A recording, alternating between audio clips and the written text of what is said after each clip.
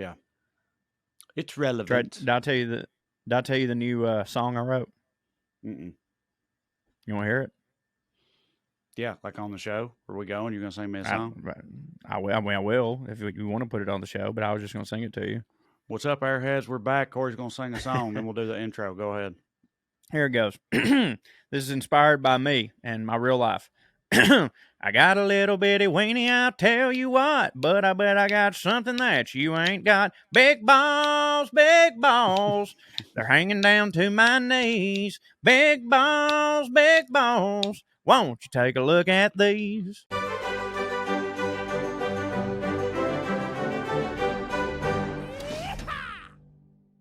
Let me tell y'all, he ain't ever lie when it comes to the size of his balls, son.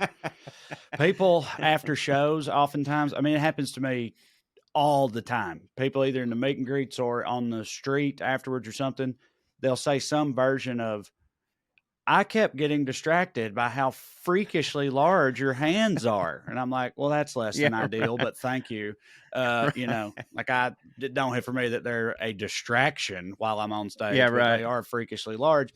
The equivalent of that for Corey is sometimes gay men will be like, you know, I was transfixed by your gargantuan balls that were showing through your jeans while you were up there. And it's true. There's something else. Do you worry about, you know, us men as we get older, they get danglier and yours way more. So I feel like that'll be more pronounced. Like you'll be dipping them in the water. You'll be teabagging the toilet bowl if you don't watch it. You'll have to adjust your water level or something. Well, can I tell you that when I'm sick, I already do? Because did you know that your balls, have you noticed that your balls hang lower when you're sick? No, but I mean, I believe you. It's scientific, right? Yeah. So, you know, when you're cold, your balls go back up inside of you. Mm-hmm. Well, when you have a fever and you're hot, it's the opposite. Your balls try to get away from that central heat. Your balls like to stay a certain temperature. Yes, that's true. So for sperm production. when I'm sick, my balls, they're not dunked completely, and it's not every toilet because some toilet has shallower or deeper water, but I have had my balls in a toilet before for sure. Yeah, that don't hit. Tell you what does hit though. Don't hit. Or will hit, we hope, this episode of Puttin on Airs. We're back here in the virtual Airstream studios. I'm Trae, and that's Corey. We're joined, of course, by Big Papa producer, who's having a bit of a rough day. Our condolences. Raquel Welch has just died as we are recording this. Yep. And as he put it, in his generation, she was the tippy top. And, you know, she stayed that way for a very long time. She didn't, she never did hardly lose it. So rest in peace to her. Also pretty fancy, I feel like. So I agree. Give it Super up for fancy. Raquel Welch. Every boomer's dick is at half mast today. That is 100% true. Yeah. She did though. I mean, again, like I don't remember whose podcast I was on or whatever, but this weekend, like I was like talking about, and probably if I'm being honest, probably what is it? Materializing or objectifying. I was definitely objectifying Raquel Welch 100%. But back in her era, you could do that. You know, that was like when she was out there doing it, that was like still totally fine. That's true. But I would also suggest to you that 80-something-year-old women don't mind being objectified. Do you know what I'm saying? Like for that reason, you know what I mean? They're just of a different generation. But it's not. But I think that even this generation, like our generation, who hates being objectified, if you get to 80 and people are going, "I'd still fuck you," they're going to be like, "Thank you, oh my god, sweet, that's so sweet." Yeah, and like that's how I feel about Raquel Welch. You know, so rest in peace for sure. Mm-hmm. What are you talking about today? Sexy meatballs everywhere, right? So, this show, what we're going to be talking about a little later, is going to be a little bit different for me, but I can still justify it. CHO, you were actually the one to suggest this, I think, and at first I was like, I don't know. Which means I have no idea what it is. You and a viewer, sort of. We had a viewer, I'm sorry, I think I have it written down somewhere which airhead it was who gave the suggestion, but they said, and I'm not doing this one today, I probably will down the road, but they suggested gentleman outlaws, right? Yes. And you at another point suggested pirates. So I decided that I want to talk about pirates because I'm a pretty big fan of pirates, generally speaking, as a lot of people are. And as far as the whole Venn diagram thing, the rationale I'm using for it is that it's Dude, it not like fits. it's not fancy people and trash people and how they relate to pirates. It's that pirates themselves, I Yes. feel, sort of blur the line between Yes. fancy and trash just by the very nature of what they are. But I just kind of want to talk about pirates for a while. So that's what I'm going to be doing. And then after that, Professor CHO is what's the subject? This could, in my opinion, this could not be more perfect. And maybe I'm just making it up because I want this to hit harder. But in mine, I was like, I'm really going to have to justify this because in my mind, this person epitomizes class and swag in the form, like in the 50s and 60s and 70s America. Class, swag, the tuxedo, whiskey, the nightlife. But Bro. at the same time, they come from trash roots, you Ooh. know? I didn't know that. I know who you're talking about now. And Frank he Sinatra. Yeah, old Blue Eyes. He definitely fits. I didn't know Yeah. he comes from humble beginnings. I Well, didn't know he that. lived in Hoboken, Well, yeah, like that I just counts, I figured it think. didn't Yeah. hit. Yeah, I just right. figured It it seems didn't like that hit. wouldn't hit to be in Yeah. Hoboken. Yeah. No offense to Hoboken. Yeah, But but that was my thing too. I was like, he's not really like, I won't say this guy's fancy because he was still like, revered by men, but at the same time, it's oh yeah, like no one's cooler and has more swag and class. When I think of like that's a classy fucking guy, I think of Frank Sinatra. for sure. But first, though, before we get to any of that, we cut off in the middle last week where we were talking about gross ass foods from the past. We're going to continue that, but actually, yeah. First, I saw this picture yesterday that I just want you to see. It's in our doc. If you can pull it up, and Oh, I should have already done that. BPP he'll add it so the viewers could see it right here. But I saw this on the stupid food subreddit, and this is an actual salmon Caesar that someone ordered and received in a pretentious restaurant, and I find it to be hilarious, and it made me think of this show. So whenever you've got it pulled up there, it's at the top of our apologize. I'm in the POA running doc and opening segment wait, ideas. I see it. Hilarious salmon Caesar. Caesar. Click that. Look at that. It won't let me click it. Yeah. Push the open link. Open you link. You there got you it. go. Fucking what? Yeah. Okay. So let me just listening. It's a pretty good looking piece of blackened salmon sitting without on a plate question. To the left of a hollowed out piece of toast that's being penetrated by a spear of romaine lettuce with money shot Caesar dressing drizzled over the whole thing. It's totally unnecessary. Right. But dude, how would you feel if you just ordered a blackened Caesar salad, a blackened salmon Caesar salad, and they gave you that? Like, I'd be furious. Yeah. First off, I would never order a blackened Caesar salad. I don't like not? hot. That's I the don't thing like that hits for me.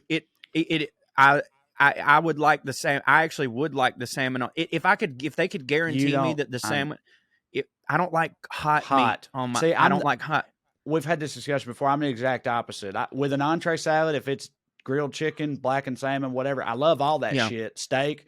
And I want the meat hot on top of the salad. Like, I love I genuinely do like a steak salad, but how I do my steak salad is like if I cook like sometimes with me and Amber for dinner, like I'll cook like a fucking 20-ounce, steak or whatever. And like me and her won't eat all that. Like, I mean, sometimes I could eat all that by myself, but sometimes we won't. So I'll save whatever's left over and I'll put it in the fridge. And the next day I'll have for lunch a steak salad because I like it cold. I can't stand the and by the way, I know I'm in the minority here. I know that I'm in the minority here. I don't know. But a lot of them are definitely served cold, because I'll get that and I'll be upset at that. But I do feel like the majority, if it's an entree salad with meat on it, it's going to be hot.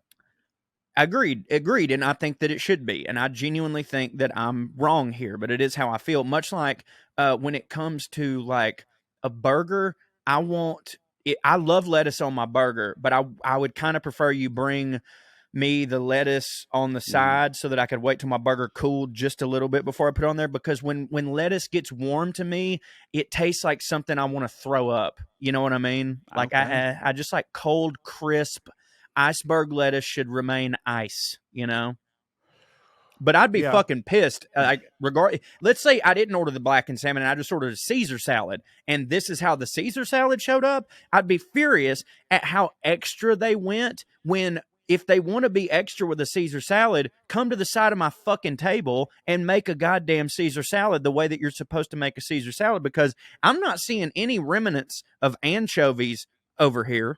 You know what I mean? Like, no, am I wrong? The dressing don't really look like it hits. None of it looks like it. This chef needs to get his head out of his ass and also, agreed, back off the cocaine a little bit or whatever his drug of choice is. I think that's but a he's commentary. Back there wilding because it's like, what do you make? Because I feel like it's like a trend. Deconstructed shit is like artsy when it comes to food and whatever. And this is like a half-ass attempt at that don't at all hit for me. What I think it is that the chef didn't do this. This was the sous chef, and this is the sous chef with a commentary, because that looks like something with its head up its ass. Do you understand? The bread is the asshole, yeah. And I think that's the sous chef being like, this is what you're in for tonight, because our fucking chef has his head smooth up his ass. I mean, don't get me wrong. I'd smash all this shit. I guarantee you, I'm not against a lot of bread. Yeah. I mean, I'd force myself through it. I just hate that pretentious type shit like that, especially when it's like, if it's pretentious in a way that's like, I don't know, like, what I'm trying to say is this is like an attempt at pretentious shit that I don't like even when it's executed well, but this is a poorly executed attempt at that. And that type of shit drives me up the wall when it comes to food. I agree. Let's just get back to some regular old dumb food. What do you say? Yeah, that's cool. I was going to tell you though, that like I've been to 3 Michelin star restaurants in my life, and humble brag. The one that I went to, the first one I went to was the French Laundry, and don't get me wrong, everything was a taste explosion, but it was definitely in the vein of that type of stuff. And then the Michelin star restaurant that I went to the last time I was in Los Angeles, it was amazing food, but everything was served the way that food should be served. Like it was just like, here's your pasta, and it's on a plate with pasta sauce. Like, and I enjoyed that so much better because I didn't feel like a fucking idiot looking at it. Okay, are you on the list here, Trae? The third one? The third one was the one with me and you. Yes. It was in London. I didn't know if you were I was going to say, if you didn't say that one, I was going to say, well, you've been to 4 then, because me and you went to a Michelin star. And that was a good one. Place. Yeah. Like Indian, like Anglo Bangla is like, apparently it's like Tex-Mex, but for British Indian and food England or whatever. It was great. And I thought that place was fire. I did. I loved it too, dude. The fucking like bread that we had, it wasn't even bread. It was like they gave us a basket of Indian crackers, and it was awesome. And they real fast and loose with the word curry. It's like pudding, you know what I mean? But I got to tell you, no, that was awesome. And to me, that was all served pretty normal, like how that should be served. So I apologize for forgetting that. On number 11 here, we ended off with the seafood mousse, which is a terrifying monstrosity. And this one here, I got to tell you, I think that if I could get past the looks of it, it would actually hit for me. Noodle ring filled with cream chicken. What's the first thing you think when you see this? What's your immediate reaction? Where the noodle? How's that noodles? Is that just like I think noodles it's congealed into like a mold? Like Jello noodles in a mold? Because I'm not with that. I love noodles, but I'm not following this. What I think it is condensed cream of chicken soup that they've mixed with chicken noodle soup and let set for a minute, and it's congealed. Again, I'm not saying that like I want to go out and get it. I'm just saying that I bet you if you had a bite of it, it's not that bad. Yeah, the taste alone, it's probably not that bad. The taste alone is probably not that bad. This next one here, this next one is very interesting because I love every single thing about it, but together it's weird. It's a frozen pork, beans, and ketchup popsicle. Yeah, it doesn't look, dude. The pork and beans is fucking the song of my youth, culinary wise, and like, I'm all for it. But we were just talking about cold meat versus hot meat, and like, I don't want a pork and beans popsicle at all. Popsicles, how you do a pop? Do you bite popsicles or you suck them? I suck them. You suck them down, right? You fucking lick them, caress them with your tongue, suck them until they are gone, right? I kind of can't even explain the way that I eat a popsicle because it's not biting with my teeth, but I suck it until it gets enough to where with the roof of my mouth and my tongue, I can break it and then suck it. You know what I'm saying? You know that process that they don't have a word. Pieces of meat. You know what I mean? Like you have to bite it. This is a popsicle that you cannot lick or suck, which to me is fundamentally incorrect. That's not how a popsicle should ever be. You need to be able to suck it. You can't suck it. I agree with you. Get it out of my face. And I have just gone on a diatribe about how me and hot meat and stuff don't go together. But this is where I prefer my franks and beans to be warm and at the very least not frozen.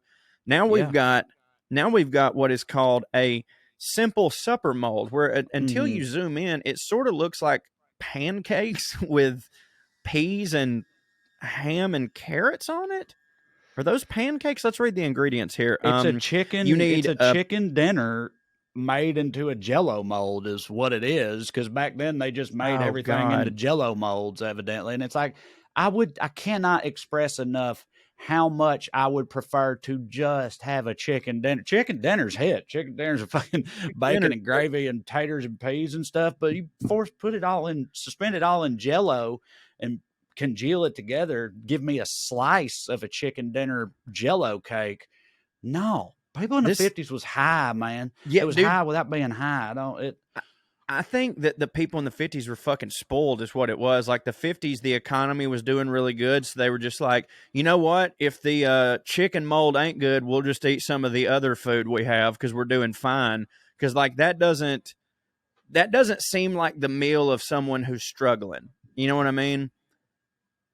Yeah, no, there's too many like good ingredients and extra ingredients and stuff. Yeah, and the wherewithal to just be like, if it don't hit, it don't hit. Next, we've got something in a similar vein that as a dip, maybe it's a spinach and egg mold. To me, that would, of course, it's on the fucking Weight Watchers. Goddamn, Weight Watchers has been around forever, ain't it? Yeah, I didn't even think Housewives was fat back then. Well, I think they was like they couldn't be. Fat was 135 pounds in the 50s. So if you was 135 pounds, you had to get on speed from the doctor immediately. Start smoking cigarettes, right? Speed and get your ass on that little vibrating rope around your waist machine or whatever at the gym. Like, that's what you had to do because you got to get that shit together, fucking Helen. You can't just be walking around at 135 in 1952 America, okay? It's completely unacceptable. You need a bunch of drugs and to get strung out until you act right and look right, okay? That's how it's going to be. Don't get me wrong, she did eventually let herself go completely, but do you remember in Mad Men when Betty, Frank's wife, gained just a little bit of weight and literally everyone in her family and friend group were like, well, she's clearly insane and needs to be hospitalized. What, dude? Up until like 50 years ago, literally any minuscule problem a woman had, it was like, she's clearly insane. Yeah, right. She's hysterical. What's your bet? She's got witches in her blood. Yeah, right. She's got to go. And they'd be like, yeah, she's hysterical. You better send her to the fucking, the asylum. What was the other word for that? The crazy house. The loony. But there was not sanatorium. Sanatorium. It was it, wasn't it? Yeah. Send her over to the sanatorium. And have a lobotomy. Some lunatic doctor will either cut half her brain out or, smush it with a sewing needle. Or electrocutor. Or for a while there, they were just fingering them. Did you know that? No, get the fuck out of here. What? Yeah. That was like a treatment. Some doctor really pulled one off as far as that goes. Convinced everybody that that was going to cure their hysteria. If men got the same thing, I would definitely. That could be maybe like an urban legend or something, but I've definitely heard that at multiple points throughout my life that was for a time one of the treatments for hysteria in women. So That bitch just needs to get fingered. It's what that is. Hey, listen, Putting on Airs listeners, email puttingonairs@gmail.com if your meemaw used to get fingered by a doctor because your papa thought she was insane. We need confirmation. But I'll tell you this, dude, if they did the same thing for insane men, do you know how even more I'd be playing up my depression than I do now? Sure. Like, dude, I'd be like, just somebody needs to just take me to that white-walled place and jack me off for an hour, and then I'll be good. I swear to God. That'll do it. That will do it. All right, number 15. Again, with this one right here, I'm not seeing any Jell-O stuff. It is funny to me to see this in the Weight Watchers recipe cards. The crown roast of frankfurters, which seems to be a bunch of frankfurters that are propped up on like lettuce and peppers. Is that what you're seeing here? I guess. I don't know what the hell's in the middle of that. Maybe that's where the Jell-O is. You know, they got to have Jell-O in there somewhere. I was about to say, it looks too good for there not to be Jell-O in there to fuck it up. Yeah. It's also known as the Tower of Wieners. So was our high school locker room. You know what I'm saying? Yeah. Hey, yo. Number 16, this one doesn't, I don't feel like this belongs on the list. No, I agree. I'd fuck with that. Hot mushroom barbecue sauce. Ain't nothing wrong with that. And this list is from liveabout.com, by the way, and I'm only pointing them out to shit on them. I should have given them credit earlier for the entertainment they've brought us, but it just says, the very thought of hot mushroom barbecue sauce hurts our feelings. Why? I don't know. It hurt. I'm now kind of mad that barbecue sauce don't ever have mushrooms in it, because, like, dude, mushrooms fucking rule. Mushrooms are great in sauces. Dude, if it's a hot, like a spicy barbecue sauce that you put, like, cook/mushrooms in, I can't imagine being mad at that. Put that on a pork chop or something. Like, ain't a damn thing wrong with that as far as I'm concerned. Mushrooms, I mean, unless you're putting them in like a buttermilk pie or something, I don't think that they have ever taken away from a dish. They've only ever added to. I mean, now if you don't like the texture of mushrooms, that's one thing. But like my mom recently started putting mushrooms in her chili. And I'm not going to lie to you. At first, I was like pretty upset at the thought. Just because chili's one of those things where it's like, no, this is how chili is. But like it's fucking better. It's great with mushrooms in it. So I'm going to say that one's fucking stupid. Now we get to one that is actually stupid. That is meatloaf Jell-O, which looks like they've made meatloaf and then just dunked it in Jell-O, I think. Yeah, meatloaf already has a shape. Like, do you know what I'm saying? Right. Meatloaf is already sort of a meat cake. So, like, why do you need to make it a cake, using Jell-O? They just had a surplus of Jell-O, and they were just having to get fucking rid of it, man. That's all that makes sense. This next one here, pork with spaghetti supper. We'll read the caption here. Look what they did to a perfectly nice pork loin. They couldn't just serve spaghetti on the side. Oh, no. They had to cover it with noodles so it looks like your dinner has worms. Again, in this one, it might be a texture thing, but, like, I'd at least try that.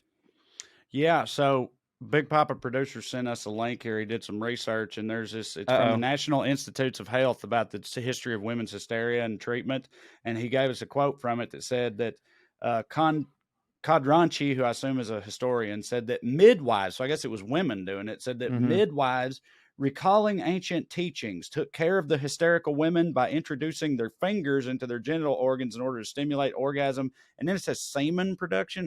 Right. Lady semen? What's up with that? I don't know. I don't know, but well, thank you, Dad, for that. Well, there you go, though. You weren't just pulling. I mean, you were. It's one of the rare times when you pulled something straight out of your butt, but your butt was right. I don't know. My butt be right sometimes.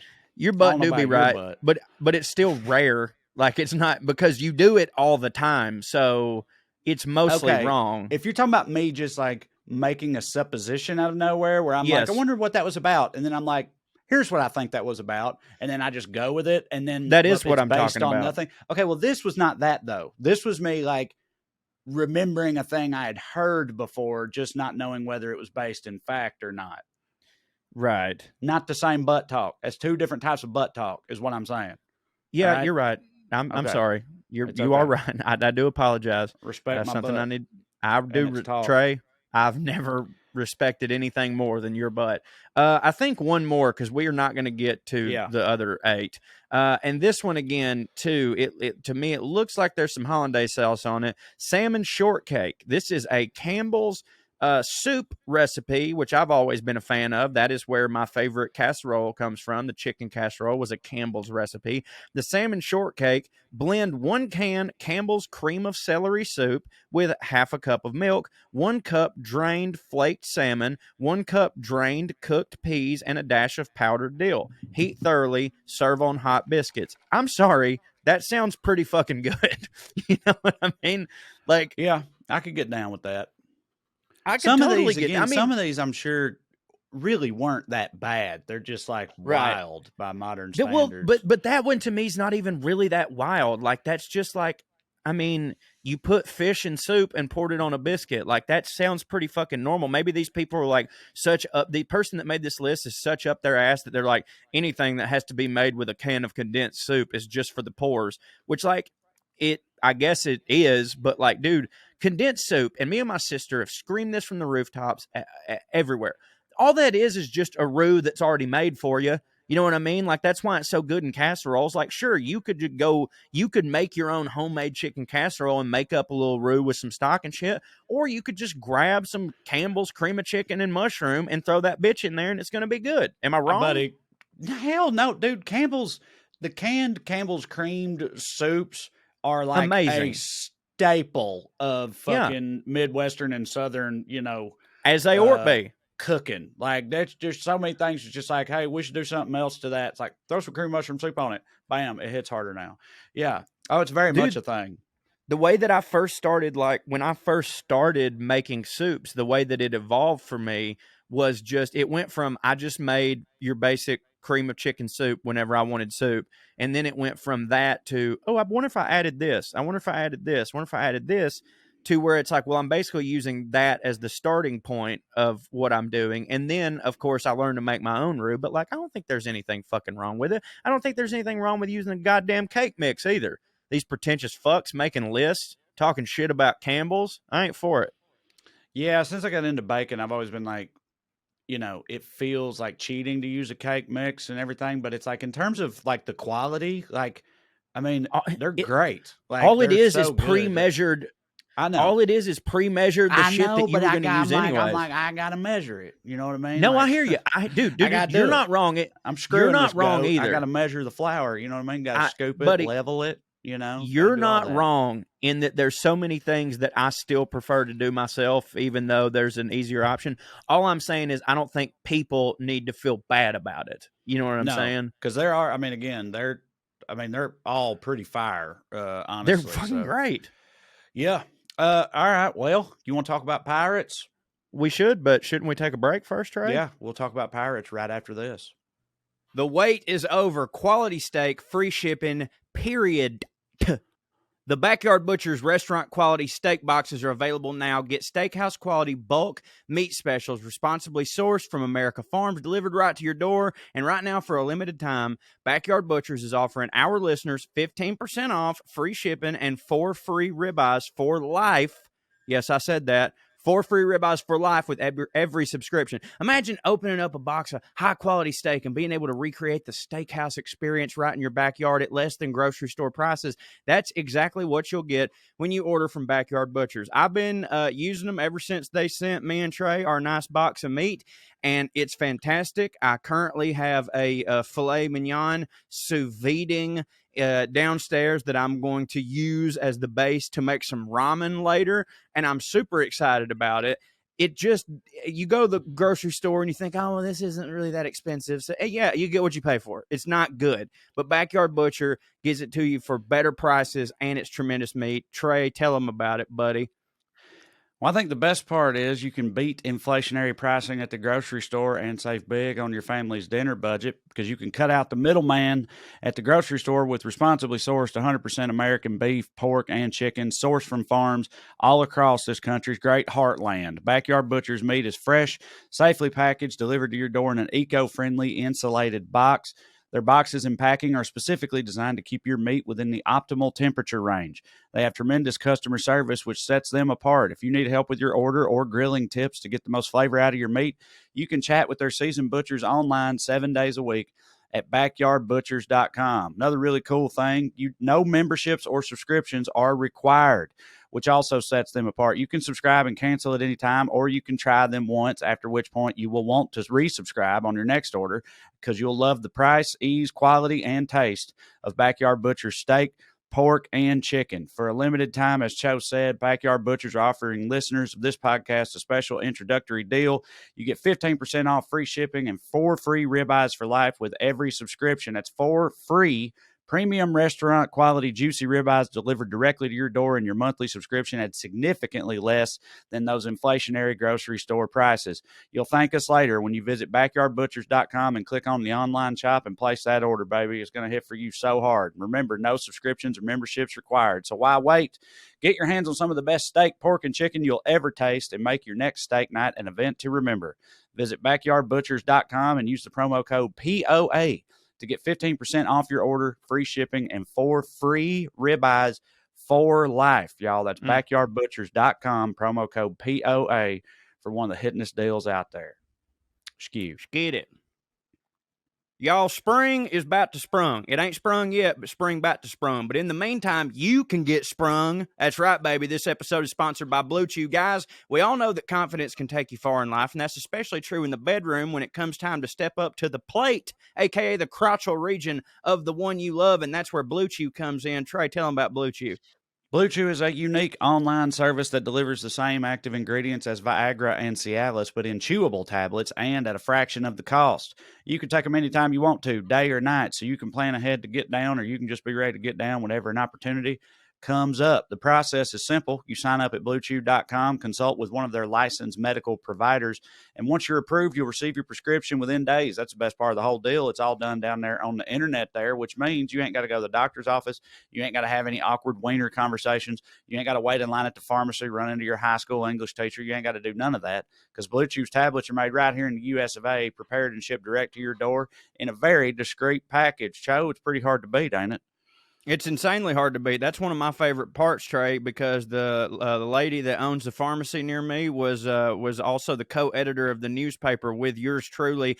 And I don't want to go in there and have anybody question the integrity of my wiener, because the thing is, there ain't nothing wrong with my wiener. This ain't necessarily just for like, oh, something wrong with my wiener. By the way, if there is something wrong with your wiener, this can help. But the thing is, it's like, yeah, sure, you could cook a steak not on a cast iron skillet, but don't you want to cook a steak on a cast iron skillet? Don't you want your weenie to be the cast iron skillet of weenies? Well, that's what happens with Blue Chew. I've been using it for 5 years, and I ain't going back. So if you could benefit from extra confidence when it's time to perform, chew it and do it. Have better sex, and we got a special deal for our listeners. Try Blue Chew for free when you use our promo code POA at checkout. Just pay $5 shipping. That's bluechew.com, promo code POA to receive your first month for free. Visit bluechew.com for more details and important safety information. And we thank Blue Chew for sponsoring the podcast. All right.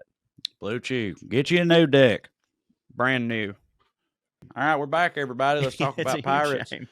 This one, again, this week is a little bit different. I already explained how, but it's also a little bit different in that I just sort of like really crammed on the subject of pirates, read a lot of shit about pirates. Now I just kind of generally want to talk about pirates. So, well, first of all, I want to ask Cho, like, when you think of pirates, like, how do you look at them? Like, what's your general perception of pirates and piracy? Misunderstood people, for sure. I mean, when I was a kid, the first thing I would have thought of was, Captain Hook. You know, like that was my introduction into pirates. And then Muppet Treasure Island was like the second thing. And then now, like, even though like I actually haven't even watched the last 3 movies, it's hard to not think of Johnny Depp and the Pirates of the Caribbean. And they sort of sexified him, at least, or sexified him. Like he's sort of a sexy, dashing pirate. But I believe that early on in my life, I would have been like, all they do is steal and rape. These guys, they just love stealing and raping. Okay. Early on in my life. Well, that's funny because I feel like that's kind of the opposite of what I would expect most people to say. Meaning, like when I was a kid, I thought they were the coolest motherfuckers on earth. Like when I was a kid, I was like, pirates. No, because that was rad. And yeah, I don't know. It's No, I funny thought they were because you're cool, but they right. were still bad. You're right about everything you said. It's just I'm sort of surprised in the order of it is all I'm saying. Yeah, But right. the order in which it came to you. And also, for the record, if you want sexified pirates, I cannot recommend enough the Starz original series Black Sails, Black which Sails. ran in like the mid 20 teens. It's been off for a while now, but there's 5 or 6 seasons. It's fucking fire. It's such a good show. And there's a whole bunch of sexy pirates on there. It's a prequel to Treasure Island and also is based on like historical accounts of real pirates and stuff. So it's like historical fiction mixed with a prequel to Treasure Island, which Treasure Island is where most of the modern perception of pirates come from and stereotypes and stuff, peg legs, parrots, all that shit, yar, right? Walking the plank. Yeah. Most all that's from Treasure Island, but Robert Louis Stevenson got a lot of that from like historical accounts and shit. So it's not that it's too far out of left field, but that's kind of the origin of it. As far as piracy in general, piracy's been around as long as it's been boats, baby. For thousands of years, there's been piracy. But for most of that time, from what I found, like Vikings were pirates, right? Right. I mean, essentially. And for most of history, they were like that, meaning they were more like the Iron Islanders. They were like raiders. Like right. Conquering. Raped and pillaged. They pulled up on a place in their boats, got out, fucking pillaged and raped the fuck out of it, killed people, took the shit, and either stayed there, moved on, or whatever. But like that was their whole motivating thing, right? And there was all kinds of them. The ancient Egyptians dealt with pirates on the Mediterranean, and then Ramses III squashed a pirate rebellion in like the 12th century BC. So I mean, this shit's been going on for a long time. But generally speaking, when people think of pirates and like the classical version of pirates, I'm talking about the golden age of piracy, which was the 17th and 18th centuries, mostly in the Caribbean. Yeah, Long John Silver is fictional. He's from Treasure Island, but that era and that time frame and that perception of pirates is what most people think of. Blackbeard's real though, right?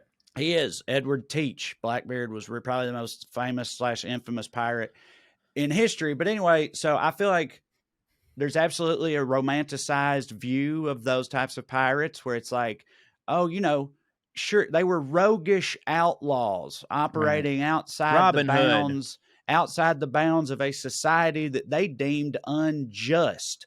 And they were rebelling against these unjust forces and hitting them where it hurts. And yeah, Robin Hood of the seas and all that type of thing. They were democratic. Every man had a voice. They did things by vote. They shared the plunder, amongst the crew. You could make a lot more money being a pirate than being in the Navy back then. We're going to talk about being in the Navy and how much it didn't hit, by the way. But yeah. I figured that super hit. There were diverse crews, multiracial crews, and women were in pirate crews, Some had legs. One of the most successful pirates of all time was a Chinese woman named Shang-Chi, if I'm pronouncing that right. Shang-Chi? Like the Marvel?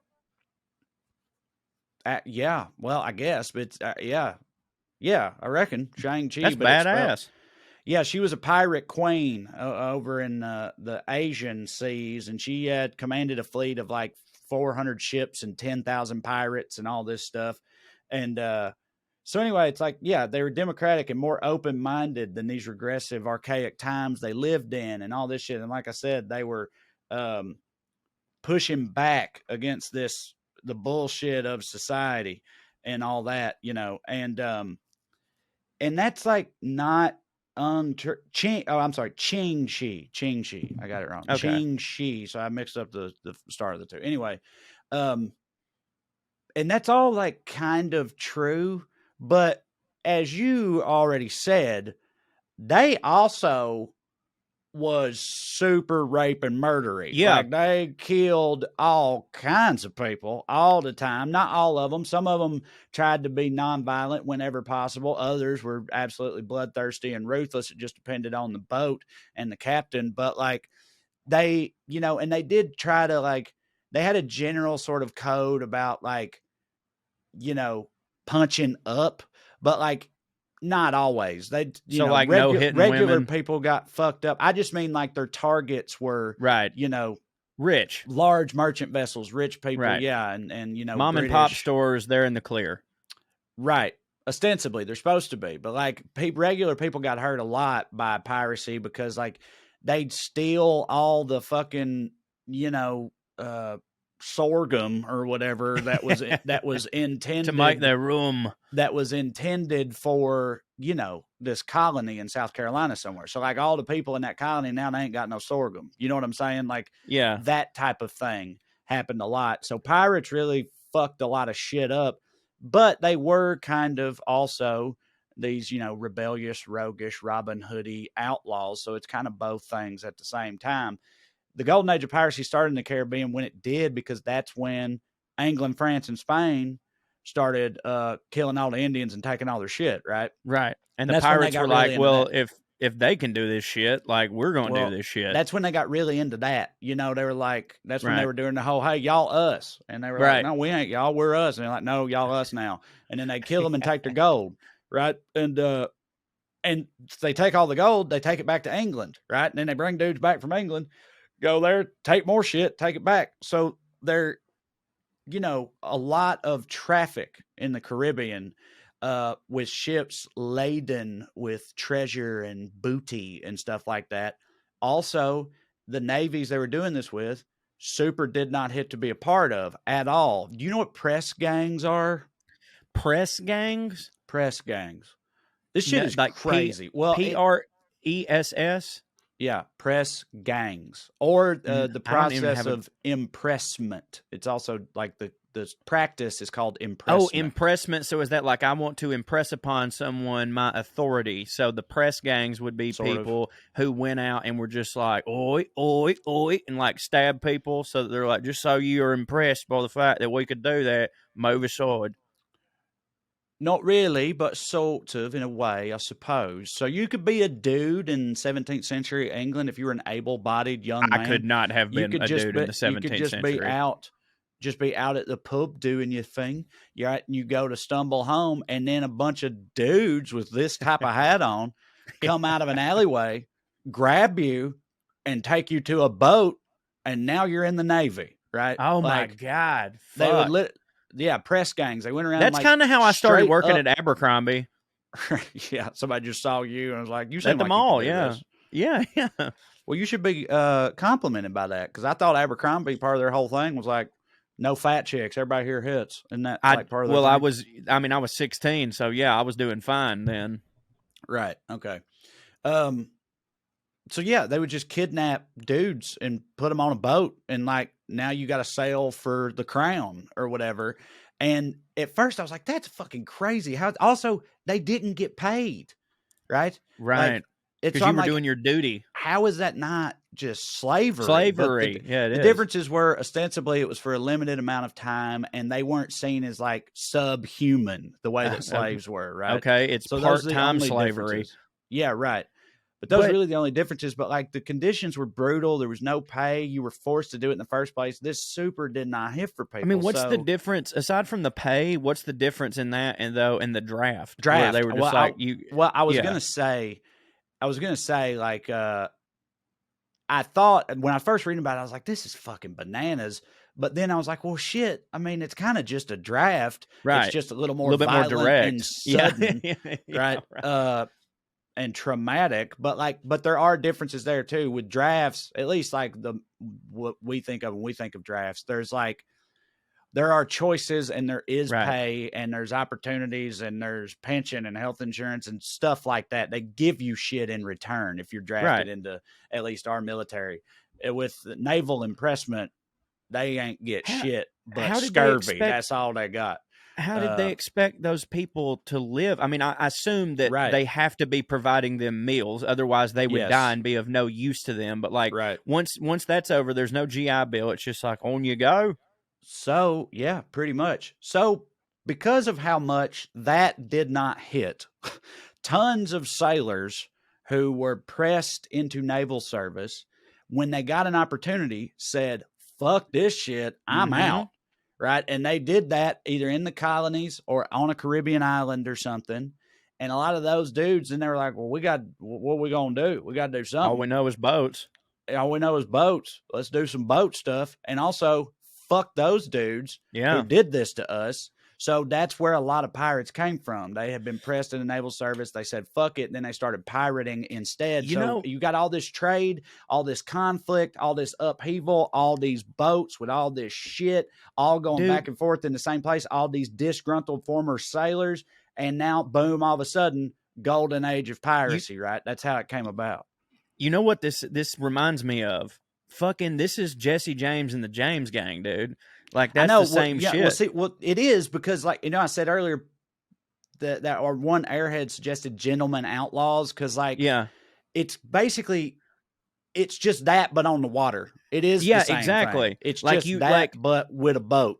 Like, they're a very polarizing figures, but also, like, you look at them one way and you're like, they're violent, rapist, murderer, blah blah blah, but then you look at the origins of why they started doing that and you go, well, I mean, shit, I can empathize with that. Maybe you ought not have gone that far, but, like, I totally feel like I understand why you feel you've been slighted and why you think this is your only choice.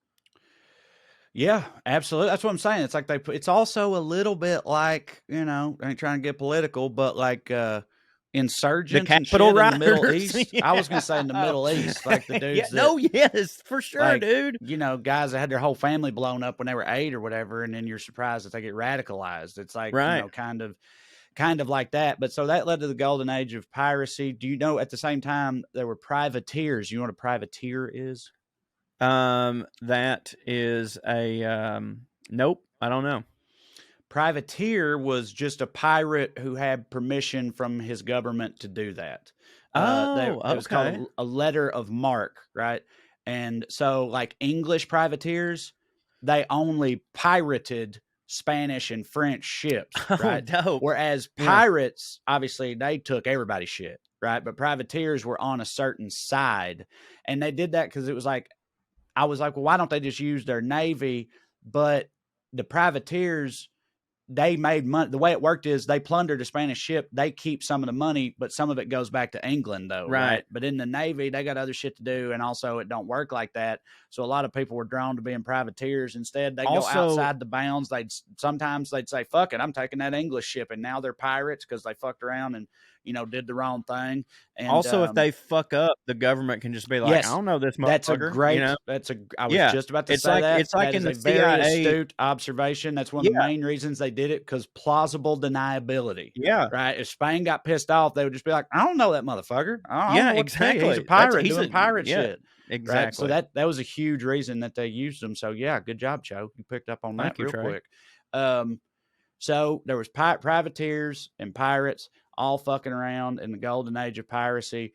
And they, a lot of the rules at the time did fuck over regular people, and they weren't fair, like the way England operated. Of course, England, England, but not known for their fairness. But they had all these rules about how trade was supposed to work, and it all benefited the crown and fucked over other people. And so they were like, they did view themselves as like a form of rebellion. You know what I mean? Of course. Like, nobody ever thinks they're wrong.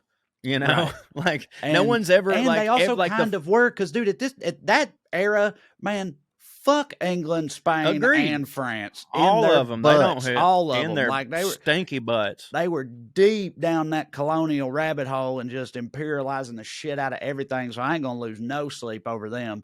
It's just that, again, there were some collateral damage. Yeah, and it's kind of hard to justify in terms of like fancy, we talk about fancy people. And so I was like, we're pirates or privateers, so they come from fancy backgrounds ever. And there were some, I for some reason got the impression that privateers were like British landowners who also owned their own Our boat. flag means death. Yes, that guy too I was about to bring up. I didn't know if you'd watched that show or not, but that was a real dude. His name's Steed Bonnet. And he was called a gentleman pirate because he was a wealthy the son of a wealthy landowner in Barbados, right? So he had plantations and shit, and apparently a bitchy wife who didn't hit for him. And at one point he was like, I'd just rather be on the ocean all the time than be around here. He was just, he was, lured by the promise of adventure and riches and stuff. So he left his like gentry life behind and became a pirate, despite the fact that he ain't no shit about boats, sails, water, or none of that stuff. That's the ego of a rich kid right there. It's just like, hell, I can do it, you know. But he did have the money and the resources. He was paying people, so they stuck with him for a minute, and then he came under the tutelage of Edward Teach, Blackbeard, which is also covered in the show. Our flag means death, right? In the show, they be gay together, and I think that's a pretty good historical assumption, actually. I'm not saying that they were, but if you there was no women. Right. And it's prison, dude. Blackbeard took this totally clueless fancy lad who's trying to be a pirate. The hittingest pirate on earth takes him and puts him under his wing, and they become like this, and that dude's his right-hand man and all that stuff. It's like, all right, okay, so that's your friend. Yeah, you keep, y'all are roommates. All right, we get, everybody's winking and shit. Like, it seems like that type of deal to me, but I don't think it's also that's funny historically too that confirmed. You know that there were people that when they're watching that show, they're like, God damn it, they're making this woke fucking Blackbeard and this guy weren't gay. Quit making them gay. They raped and they pillaged and they stole. They weren't gay. Like, that's the problem that they have. But yeah, dude, I guarantee you there was so much butt fucking going on in pirate world. And I don't mean that as a slight. Like, of course there is. Like, you're around people long enough, you get out there on the ocean, you start seeing mirages, and you're just like, I need any butt. Just a butt will do. I want to ask you this. That's why they say Navy dudes are all gay. That's why the stereotype about Navy dudes is that they're gay. There's a saying, it's not gay if you're underway. That's what they say. Exactly. Do you think that these people, like, sat up at night after a hard day's, like, work and, like, talked about, like, hey man, do you like the pillaging or the raping more? I'm a rape guy. You know what I mean? I know we got to do it both. Like, me and you after a show, when we're like breaking down what we like about being on stage, do you think they did that with like pillaging and raping? I can definitely see some dudes being more into pillaging, for sure. But pillaging has always seemed to like fly a little bit under the radar for me. Like, rape is doing most of the heavy lifting when people talk about raping and pillaging. For me, I'm like, pillaging just goes with it. But it's also like, I don't know. I'm mostly focused on the one thing. Well, yeah, right. If you said to a town, hey, we're going to come in here and we could either rape or pillage you, I think the whole town would be like, pillage, please. I don't know. I think back then, especially, the men would be like, right, but you don't mean like us, right? Because if not, then the first thing. That's fine. Because I ain't trying to get this, this stash pillaged over here. I got some crops and shit. I'd rather not be pillaged. But if you want to do the other thing, did they ever think of asking first? Did they ever think of going in the town and go, hey, before I start the raping and pillaging, could we just have it and y'all move on? Dude, yes, all the time. They did that all the time. I said earlier that some of them preferred to be nonviolent. That's what they would do. They would like, oh, well, that's nice. They would board a ship or whatever. They'd trick them. They'd fly like if it's a French ship, they'd put up a French flag so they think it's a friendly ship that's like in need of help or something, right? And so the other ship comes over, and then they're like, "Surprise, motherfucker! Pirates! Got you, bitch!" And they jump on the other boat. They board the other boat, and then they're basically like, "Look around. Here's the deal. We pirates. You know how it is. We will rape, pillage, and kill every one of y'all motherfuckers, or you can just give us all that sorghum and silver that you got, and we'll be on our way." And oftentimes people just gave the shit up. So, I mean, that was like what most of them tried to do. Yeah. Because but they ended up murdering still. But yeah, I think about the song "Don't Take the Girl" or whatever, and I'm like, I'll never be like, if I'm ever in the situation, if a dude comes up to me with a gun and is just like, "Give me all your shit," guess what? That dude's getting all my shit right that second. Absolutely. I'm not a proud man. I don't give a fuck. I don't care if my wife's looking at me doing it. You're and my father-in-law's right there. You're a fucking idiot. Just like, if you try, I'll got get a gun and wants your wallet and you try to push back out of pride. I know dudes who would though. I mean, I do too. But they'd be dead as fuck. Yeah, right. Exactly. Sure. They can be proud in the goddamn ground, I guess. I'll be a pussy up here. Dude, I'd start offering this motherfucker things he didn't even know I had. You know what I mean? But like, you come back to the house, we got a stew going, and also I got a flat screen. Like, whatever you need, dog. So, in terms of privateers, there's one you probably heard of. He's arguably the most famous privateer of all time, Sir Francis Drake, right? Okay, I don't know if I've heard that name. Oh, I feel like he came up in history classes. I've definitely heard that name before. Sir It don't Francis sound not Drake. familiar, but Yeah. Most famous English privateer of this era. He became the first Englishman to circumnavigate the globe, which, according to the shit I read, he kind of did on accident. He was he just got lost. He got so carried away in whooping Spanish ass that by the time he got done, they're like, "Oh shit, we circumnavigated the whole globe." Right. I didn't realize around that. the world. I was just trying to fuck all these Spaniards ass. up. Yeah, right. And next thing you know, back where I started. That's kind of cool.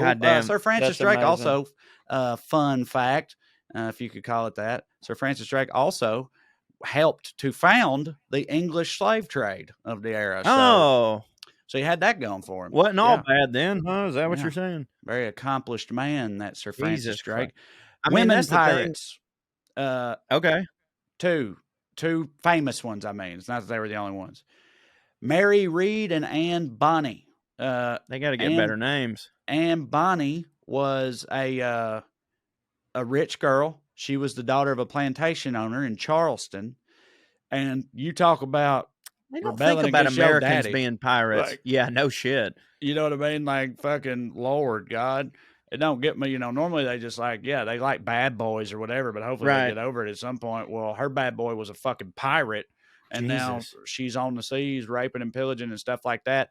Mary Read was not from a wealthy background, but got sucked into it sort of the same way. They ended on the same boat together, and reportedly the two women were, on the same boat. That's together, crazy. Sailing under Calico Jack Rackham, who I don't know about the real dude, but on the show Black Sails, that's my boy. I love that motherfucker. That's a great name. Calico Jack Rackham, who reportedly all three of them together was fucking and stuff. They was all nice. They was in a triumvirate, a menage a trois situation. The women loved each other. They both fucked with Rackham. They got caught in 1720, I believe it was, and the two women were spared because they both were pregnant. And Calico Jack's probably up there he got hung, but he's probably up there on the gallows, just like, yeah, that's right, motherfuckers. You yeah, know what I mean, dude. It's like, y'all know, huh? hey. I've never heard a name where a three named person where on their own all the names stood up in any order that you wanted to say them. Like Calico, if that's your name, that's awesome. Calico Jack, that's amazing, right? Calico Jack Rackham, amazing. Jack Rackham, Calico Rackham, just Rackham. Like that's such a fucking badass trio. It is a super hidden name. The two women were spared because they were both pregnant. Mary Read died later from complications from pregnancy, but Anne Bonny survived, had the baby, ended up being like ransomed back to her rich daddy in Charleston and lived to be like 84 or something like that. So she actually got out of it alive. That's the other thing. Most of them didn't, I mean, pretty much all of them got killed. It was like being in the mob. Like that death is kind of something that you just kind of sign up for. Boy, Calico Jack fucked them all though, didn't he? A couple other random things. You know what keel hauling is? Keel hauling. Sounds German, but I don't know what it is. No, it was pirate. But doesn't keel hauling sound like a German thing? I guess so. I don't know. It's just I've learned it in the context of pirates, so it just sounds super piratey to me. But what is it? So if you fuck up on a pirate ship, one of the things they might do to you is they tie you to a rope, right? And the rope is on, like you're hanging from this side of the ship, and the rope is on like a pulley system that comes up around the other side of the ship. So they drop you in the water and drag you underneath the bottom of the boat. Like, so you're scraping up against the bottom of the boat and then pull you up the other side. And it before you've drowned? It mostly killed people. They either, because those boats, they were covered with barnacles and shit. It wasn't like smooth fucking wood. Right. There was oysters and shit. Keep bringing the show up because I really can't express enough how hard this show hits. But there's a scene in Black Sails where they do a keel hauling, and it's fucking gnarly. It's brutal. All them barnacles cut them up and shit. And it was pretty much a death sentence for the most part. Another random thing. What if you lived though? That would they be like, oh damn, look at you? Well, I think it depends on the crime. Right. Like in the show, the guy does live, so they just do it again until he finally dies. And I'm sure they did that a lot. But I think sometimes that if you live, they just be like, all right, now you know. Yeah, right. And don't do that. another random thing, I kind of feel like pirates were the rappers of their day because they were known for being very flashy and flamboyant, flossing all their riches and their loot and stuff. Look at all my shit, motherfucker. Look at all this booty. They love booty. They had like gold teeth and fucking flashy ass clothes and mahogany legs, birds on their shoulder and stuff. Yeah. I mean, they was like, Big Boy got birds. They was putting on. Big Boy do got birds. Mm-hmm. But yeah, they was just really flossing. And then I guess the only thing is I've gone for long enough, and I'm the end of the golden age of piracy came about because the region got more stabilized and trade routes got established and like treaties between the different countries and stuff. So they like kind of first of all, they had established trade routes that they guarded better. So it became a much more risky proposition to try to pirate shit.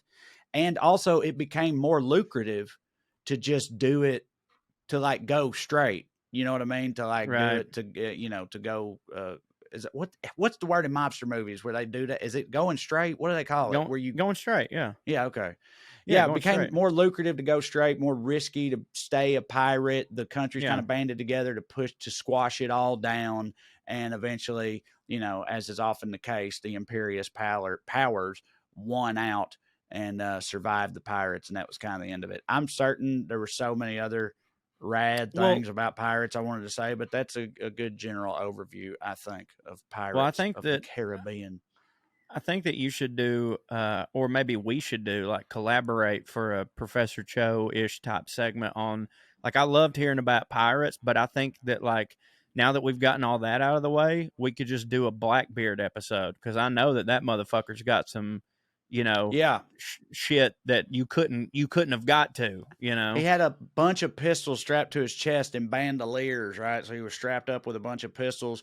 He would put lit fuses in his beard and in his hair, so he looked like he tried to make people think he was the devil, right? Because he was like smoking, like he's smoking everywhere and on fire. And he was a pretty wild motherfucker. And there's conflicting reports about him being especially brutal, but there's also historical accounts of him being like really lenient and sparing people and especially women and children and that type of stuff. So he's a complicated and nuanced figure, that Blackbeard. There's a lot of other, that's the thing. There's a bunch of other pretty rad ass pirate like individuals, but let's do it. I didn't want to get into, I knew if I tried to do that for later too, then it would just go forever. So that's good. Saved him for more episodes. And by the way, the BPP, I don't know if you noticed, but he's still on his shit here. He sent us a link, The History of Gay Pirates, saying, it was a thing. And he's got us some quotes here.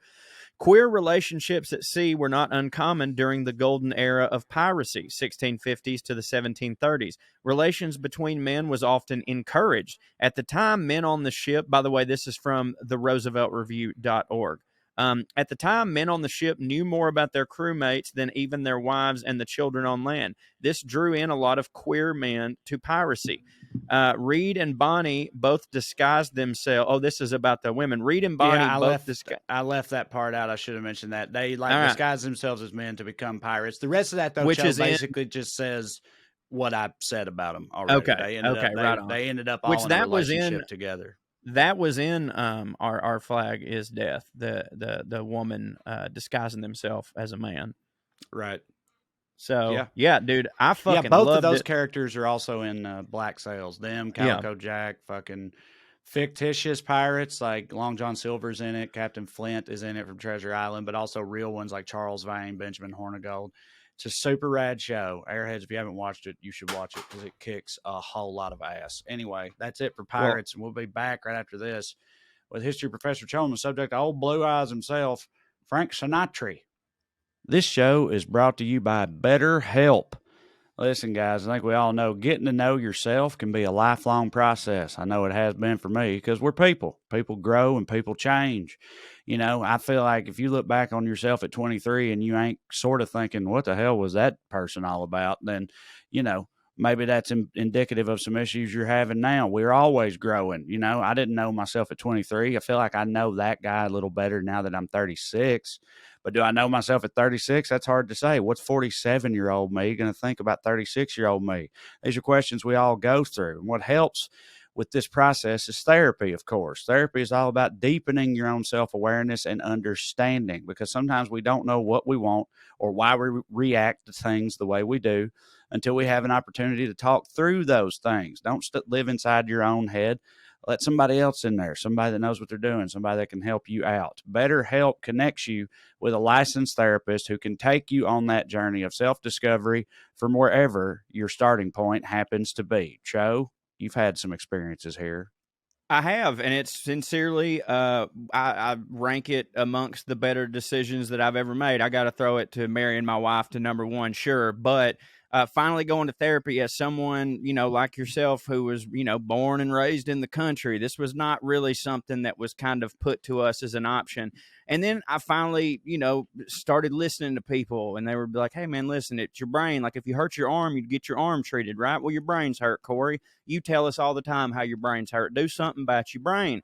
So I did. And along with medication, I'm a better person now. But really, I think most of it's the therapy, learning how to react to things better, finding out about myself, and just learning how to become a better person. And it really genuinely, I look at my life as BT and AT, before therapy and after therapy. And after therapy is a much better dude and a much happier dude. So if you're thinking of starting therapy, give BetterHelp a try. It's entirely online, designed to be convenient, flexible, and suited to your schedule. Just fill out a brief questionnaire to get matched with a licensed therapist, and switch therapists at any time for no additional charge. And I would also like to add, it was very important to me that I got a therapist that sounded like me. He was also a country dude. That made it very easy. So you can pick your own person. If it ain't working out, no one's going to take it personal. You can switch. Discover your potential with BetterHelp. Visit betterhelp.com/POA today to get 10% off your first month. That's betterhelp.com/POA. Y'all, let me ask you a question. Do you have any idea how much your monthly subscriptions cost? I bet you don't. I mean, I damn sure don't. I can tell you that right now. If you ask most Americans, they'll tell you they probably spend around $80 a month on their various subscriptions, when in actuality, the total is usually closer to $200 a month. You know how it is? You sign up for the little, put my face on a funny GIF thing. That's worth $5 a month, easy. And then, within 2 weeks, you've forgotten that ever existed. You do that a few times. Next thing you know, few $100s a month you're spending on stuff you don't even remember you have. If you don't know exactly how much you're spending every month, then you need Rocket Money. Y'all, Rocket Money, formerly known as Truebill, is a personal finance app that finds and cancels your unwanted subscriptions, monitors your spending, and helps you lower your bills all in one place. Over 80% of people have subscriptions they've forgotten about, like that streaming service you bought to watch just one show on, or that free trial you never even got around to using. Rocket Money will quickly and easily identify your subscriptions for you so you can stop paying for the ones you don't want. Simply find the subscription you don't want and press cancel, and Rocket Money will cancel it for you. No more long hold times with customer service or tedious emailing back and forth. Rocket Money makes canceling subscriptions as easy as the click of a button. Over 3 million people have used Rocket Money, saving the average person up to $720 a year. That ain't no joke, Joe. No, it ain't no joke. I'm saving quite a bit more than that. We just started using Rocket Money, and yeah, the things you said with the putting a GIF on your face, I was actually subscribed to several of those, thinking like, I'll just use it now and then I'll cancel it. And then, of course, I didn't, right? I was subscribed to a Swedish streaming service that I only used once. I've saved like well over $200 because I'm an idiot. And you know what I put that money towards, Trae? What?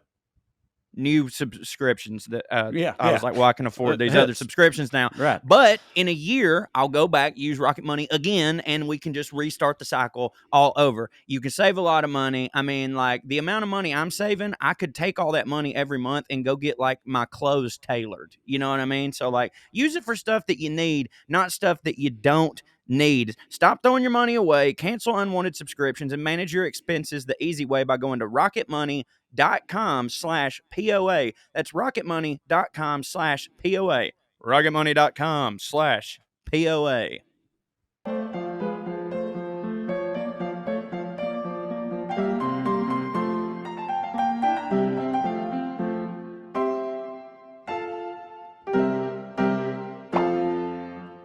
right, we're back. Let's do it. Frank Sinatra, History Professor CHO. I feel like I know the things that most casual people of this era know about Frank Sinatra, which is, I didn't know, like you said earlier, he came from relatively humble beginnings or whatnot, but, a fucking Rat Pack, crooning, movies, hitting like a motherfucker. All women wanted to be with him. All dudes wanted to be him. Whiskey, smoking, the mob, suits, Vegas, on and on. Yeah, well, you left out the thing that he is most famous for, which, of course, is writing the theme song to Married with Children, right? So that was... What? Yeah. Love and Marriage. Love and Marriage. Yeah. Come on. That's really what put old Blue Eyes on the Mizzy map. Sure. That's a great show, though. Great sitcom. That is a great show. And what an insane concept. A high concept. Married with Children. And go. Here's the deal. Here's what I want to talk about up top about Frank Sinatra. It's really more about people like Frank Sinatra than it is just him specifically. But I've talked about this before, but not at length, and definitely not on this show. But something that I truly miss, and I say I miss it, even though I wasn't really even around for it. I long for a time that I didn't even belong to. When a grown man would sing a song. You know what I mean? Like, we don't have any of these motherfuckers now. Like, Michael Bublé is here. Yeah. Yeah, okay, and that's fair, and he does. But, like, he's the exception that proves the rule. He's the only one that you can really name. You've got your Andrea Bocelli's, like your opera kind of guys. But back in the day, there were just men who sang songs. You had Frank Sinatra, you had Dean Martin, you had Sammy Davis Jr., you had Mel Torme, you had Tony Bennett. Like, there were just men who sang songs, and it wasn't, and I don't want to get off fucking papaw here and be like, well, that's because we don't have any men left. I love Harry Styles. I will go to my grave defending my love of Harry Styles. Aren't you also limiting this just to a certain genre, though? Because, dude, there's plenty of, like, men, like, I would say both, like, Chris Stapleton and Jack White are men, and, like, fucking Sturgill's a man. No. Like, they're singing... Yeah, but they're with a band.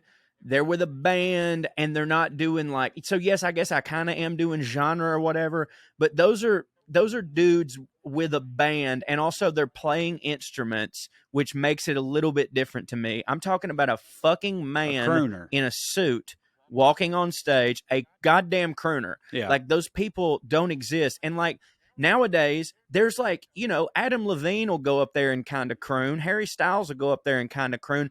But my point is that these are not people for whom, like, other grown working men openly admit that they like. That's true. You know what I'm saying? Yes. And Michael Bublé, as much as he is and I'm not calling him a ripoff because he's fucking talented as shit, Harry Connick Jr., as much as like these dudes are talented and they're doing some old standards, you won't hear a fucking greaseball from Queens talking about how much they love Michael Bublé. However, Frank Sinatra doing the exact same thing. He was, as you said, the women wanted to be with him and the men wanted to be him. Like, I just missed that. And I wish that we had that where we could all sit there and go, that fucking guy can sing.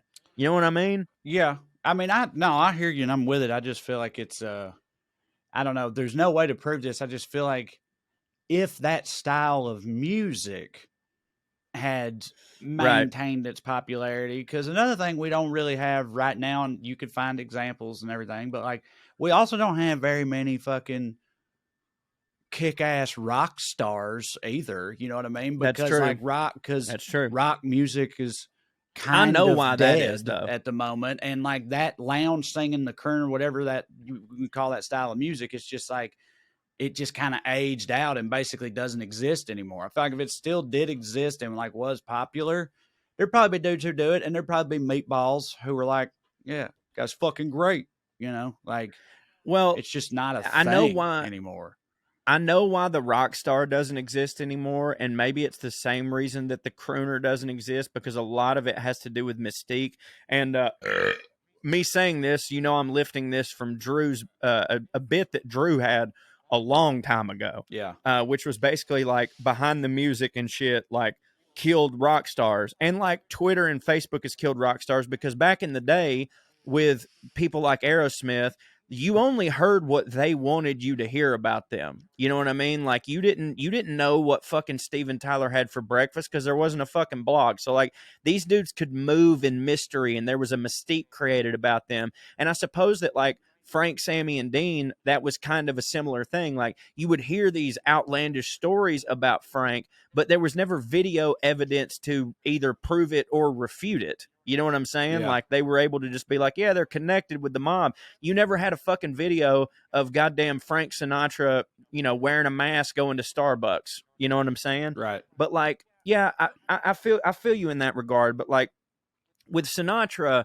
the reason I wanted to talk about him, because you know I do a lot of British history and like actual royals, and Frank Sinatra was by no means royal, but you really can't deny that Frank Sinatra left an imprint on society that when you see just like even the outline of him with that fedora, with a cigar, with a Jack Daniels rocks glass, which Jack Daniels was his favorite drink, by the way. Did you know that? I had heard that, and it guessed super hits for me, and I know it probably don't hit for you because you're not a fan. But as a Tennessean, I Well, love no. it. That's what's up. No. You're wrong. It does hit for me. Even though I'm not a fan of Jack Daniels whiskey, I'm a fan that this guy, who could have had any whiskey that he wanted, chose the one from Tennessee. Mm-hmm. I'm not against Jack Daniels as a brand. You know what I mean? I genuinely just don't like the taste. But that to me is such a cool thing about him, because you know that dude could have had $700 bottles every fucking night, and he was like, "Nah, I like Jack Daniels." That's another thing that sort of brings him to our level, you know, and that's why he was such a complicated figure, because like he's the tuxedo, he's the limo, he's the you know, pop collar, whatever, but at the same time he's like, I want a cigarette and a Jack Daniels, come here broad, you know. So he's got those like trash, when I say trash roots. He was born December 12th, one day after me, 1915, in Hoboken, New Jersey, to Italian immigrants. So he's a first generation born American. Okay. And Hoboken, I don't know really much about it other than like it's got a stigma for being like, you know, it's kind of like, you know, get the fuck out of Hoboken, you know, go somewhere, get to New York if you're in Hoboken. He also had a very, very traumatic welcome into this world, because after he was born, by the way, guess how much this motherfucker, he ends up being 5'5". He's a tiny dude. A lot of people say I'm not he's tiny surprised by that, because so many of those dudes are like way smaller than you think they are. So, but still, it's wild to think about. It's wild to think about like standing next to Frank Sinatra, because he's larger than life. 5'5" is, I mean, you know, that's a pretty little. That's feller. tiny. Yeah. Yeah. Then a lot of people in his life would say that like that was sort of the reason for his hair trigger attitude. They were like, he's got classic Napoleon complex. He grew up in, you know, the tough Hoboken neighborhoods, and he's 5'5", so like he had to try to peacock and make himself seem bigger than he actually was. You know what I mean? But when he's born, how much do you think this guy that ends up being 5'5", how much he weighed at birth? Well, because you put it that way, I guess I'll guess like 10 pounds, 2 ounces or something. 13 Damn. pounds. That is a big ass baby. Fucking dude, because 7 pounds is still considered a decent sized baby. And this is like almost fucking twice that. So how big was you? 13 was you an baby. Elephant baby? Because I could say that. I think I was like 6'9". Oh, okay. Or something like that. I was a big baby. I was 9 pounds, 6 but it was all head. Yeah, right. It was all head though, buddy. Dad, you can text us how much you think I weighed if you fucking remember, which you don't, which is fine. He was 13 pounds, and he had to be delivered with forceps, those like the jaws of life to get a motherfucker out of a car. They had to do that to his mom's snatch to get this fucking huge baby out of there. Sorry, I've been watching a lot of Sopranos and reading a lot of Sinatra, so I'm like, hey, it's fucking broad snatch. That's not how I talk. Get that fuck out of there, you know, yeah. Hey, get in there, you fucking. So, yep. Dad said 6 pounds 9 ounces sounds kind of right. That's right, 6'9". You know what I'm saying? It's kind of Raven that I was born 6'9". Yeah. Yeah, super nice. So they had to pull him out with the forceps, and he's blue and he's not breathing. And at this time in 1915, they see a baby that's blue and not breathing, and the doctor's like, Smack the "Well, shit out of it. there you there." No, no, no, no, no, no. The doctor immediately gave up on it. Oh, The well, what doctor are you gonna just do? sat it on the doctor just sat it on the corner, and he started attending to the mother because she had obviously been going through a lot, having this fucking boulder pulled out of her cooch. So he's attending to the mother and has completely, like, hasn't even called anybody else in to be like, hey, see if you can fix this baby while I attend to the mother. What happened was Sinatra's mom's mom, Sinatra's grandmother, was in there, and she picked up Sinatra, the dead baby, ran him under cold water, and slapped the fuck out of him, and he started breathing. I'm And that's the surprised the only. doctor didn't try. I thought the slap I I thought know the slap was like was a standard thing. operating procedure with babies. You just hold them up, Agreed. smack the fuck out of them. Welcome to Earth, motherfucker. This is how it goes around here. So yeah, that doctor, I feel like he just wasn't trying at all. Thank God. Well, Thank he was. God for Listen, Nana. Is the cold water? Is that some old country shit? Is that what it is? Like, I guess like that'll wake anybody up. Mhm. To be fair to the doctor, he was probably trying to light a cigarette. Right, You know that's what I true, mean? yeah. Like he's got shit going on. The forceps that they use to get the fucking blue eyes out of the lady's hoo-ha left a scar on his face. So when he was a kid, he had, much like Al Capone, he had the nickname of Scarface. Now, the reason that we don't know him as Scarface, or you probably can't remember the fact that Frank Sinatra has a scar on his face, is because he went into entertainment early, and there was never a time where he was seen where he didn't have makeup on. So you would have never seen that. Okay. But he did have a huge scar on his face, which sort of like ties him into that mob mystique that he was always known for. Him and Capone had the same nickname. So he began singing at a young age, even though his mama, like, it super didn't hit for his mom. Like, she thought that was trashy. She thought that he should, fucking make something of himself. But he made it clear to her that's like, look, this is what I'm going to do. So she was a very influential woman in the neighborhood, but not because of money, but because of she was a midwife, and she would perform illegal abortions for people. Well, how So, about that? yeah. So she would perform illegal abortions for people. And because of this, Frank actually grew up a fairly progressive dude. Like, that was a normal thing to him. She was like, listen, some people need this and I'll do it for them. And so because of that, there was probably a lot of like, congressmen and people that were in her, like, she was sort of in their pocket because like they would help out their daughter when she got knocked up by some quote guinea from down the street, And so she was able to get him like the best singing instructors and the best music classes and stuff like that. Cause she's like, look, if you're going to fucking do this stupid shit, you're going to be the best at it. And the thing about Frank that a lot of people don't know, and frankly, I didn't know this either, because, and this is, I'll admit right now that this is a fault of mine and I should have never thought this, but there was a time in my life up till I'll say pretty recently, maybe 5-6 years ago, where I didn't consider someone who all they did was sing an artist the way I considered someone who wrote the songs and sang them an artist. I mean, I've always kind of felt what I mean? I've always kind of felt that way too. I know that was like the standard for a very long time, but my whole life I've always, anybody who writes the songs that they sing, I've always had like more respect for generally. Yeah, because in your mind you're like, well, that voice is God gave you that. Yeah. You had to work on the other shit. Right. Which obviously, by the way, is not true, because if you're born with a great voice, that's one thing, but in order to get it to the next level, you still have to train your voice like a muscle. You know what I mean? Like, if you're born with a naturally good golf swing, if you don't practice, you're not going to be in the PGA. You know what I mean? Like, it doesn't, like, you can be born natural all you want, but you're going to have to work at it.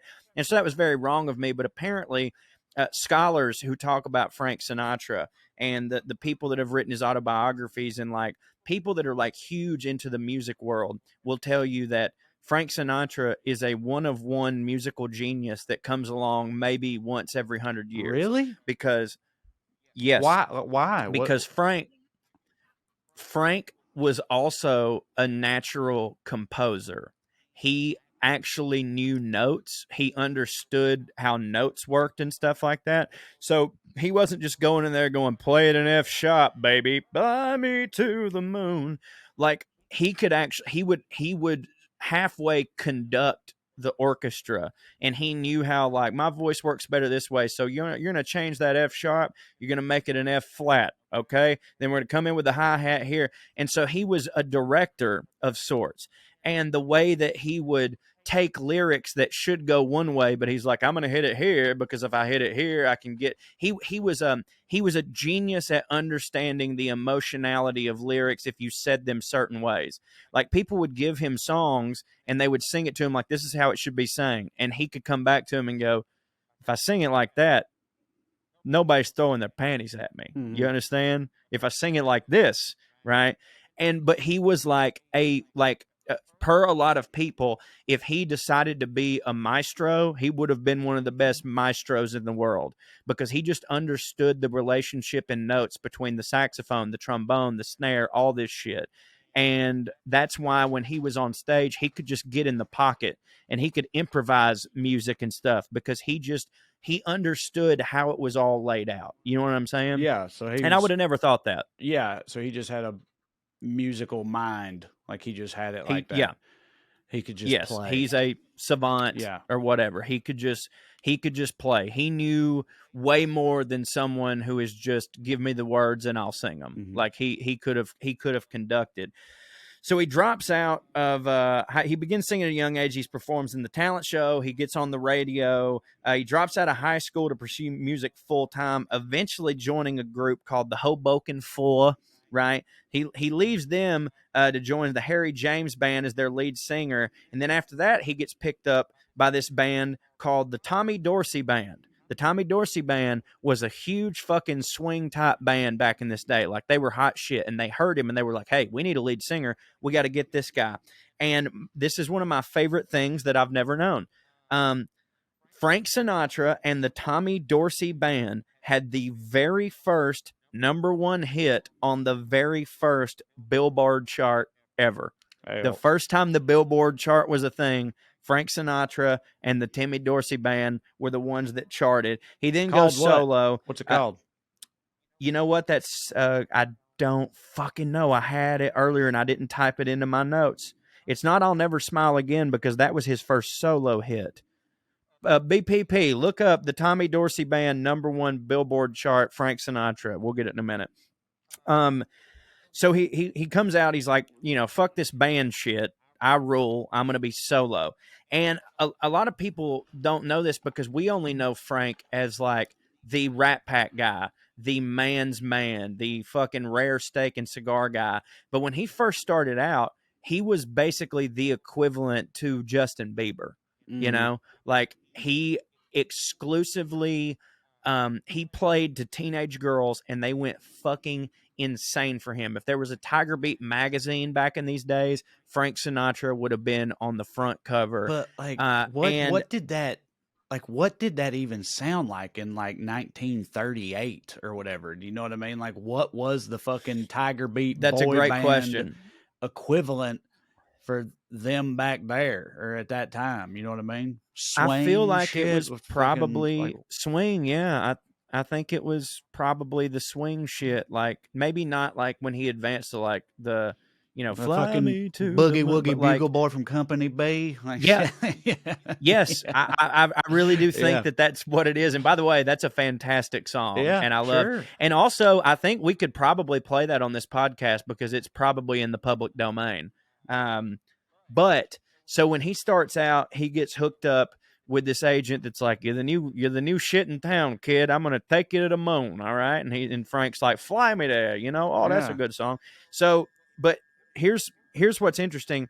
His first, like, he was huge with the teenage girls, but it's because this agent or manager or whatever early on was like, I'm gonna hire teenage girls. I'm going to pay them $5 a pop and give them free concert tickets. And he trained them to come in there and scream at certain times and say certain things, like yell certain things, like, "Oh, Frank, you're a dreamboat. Yeah.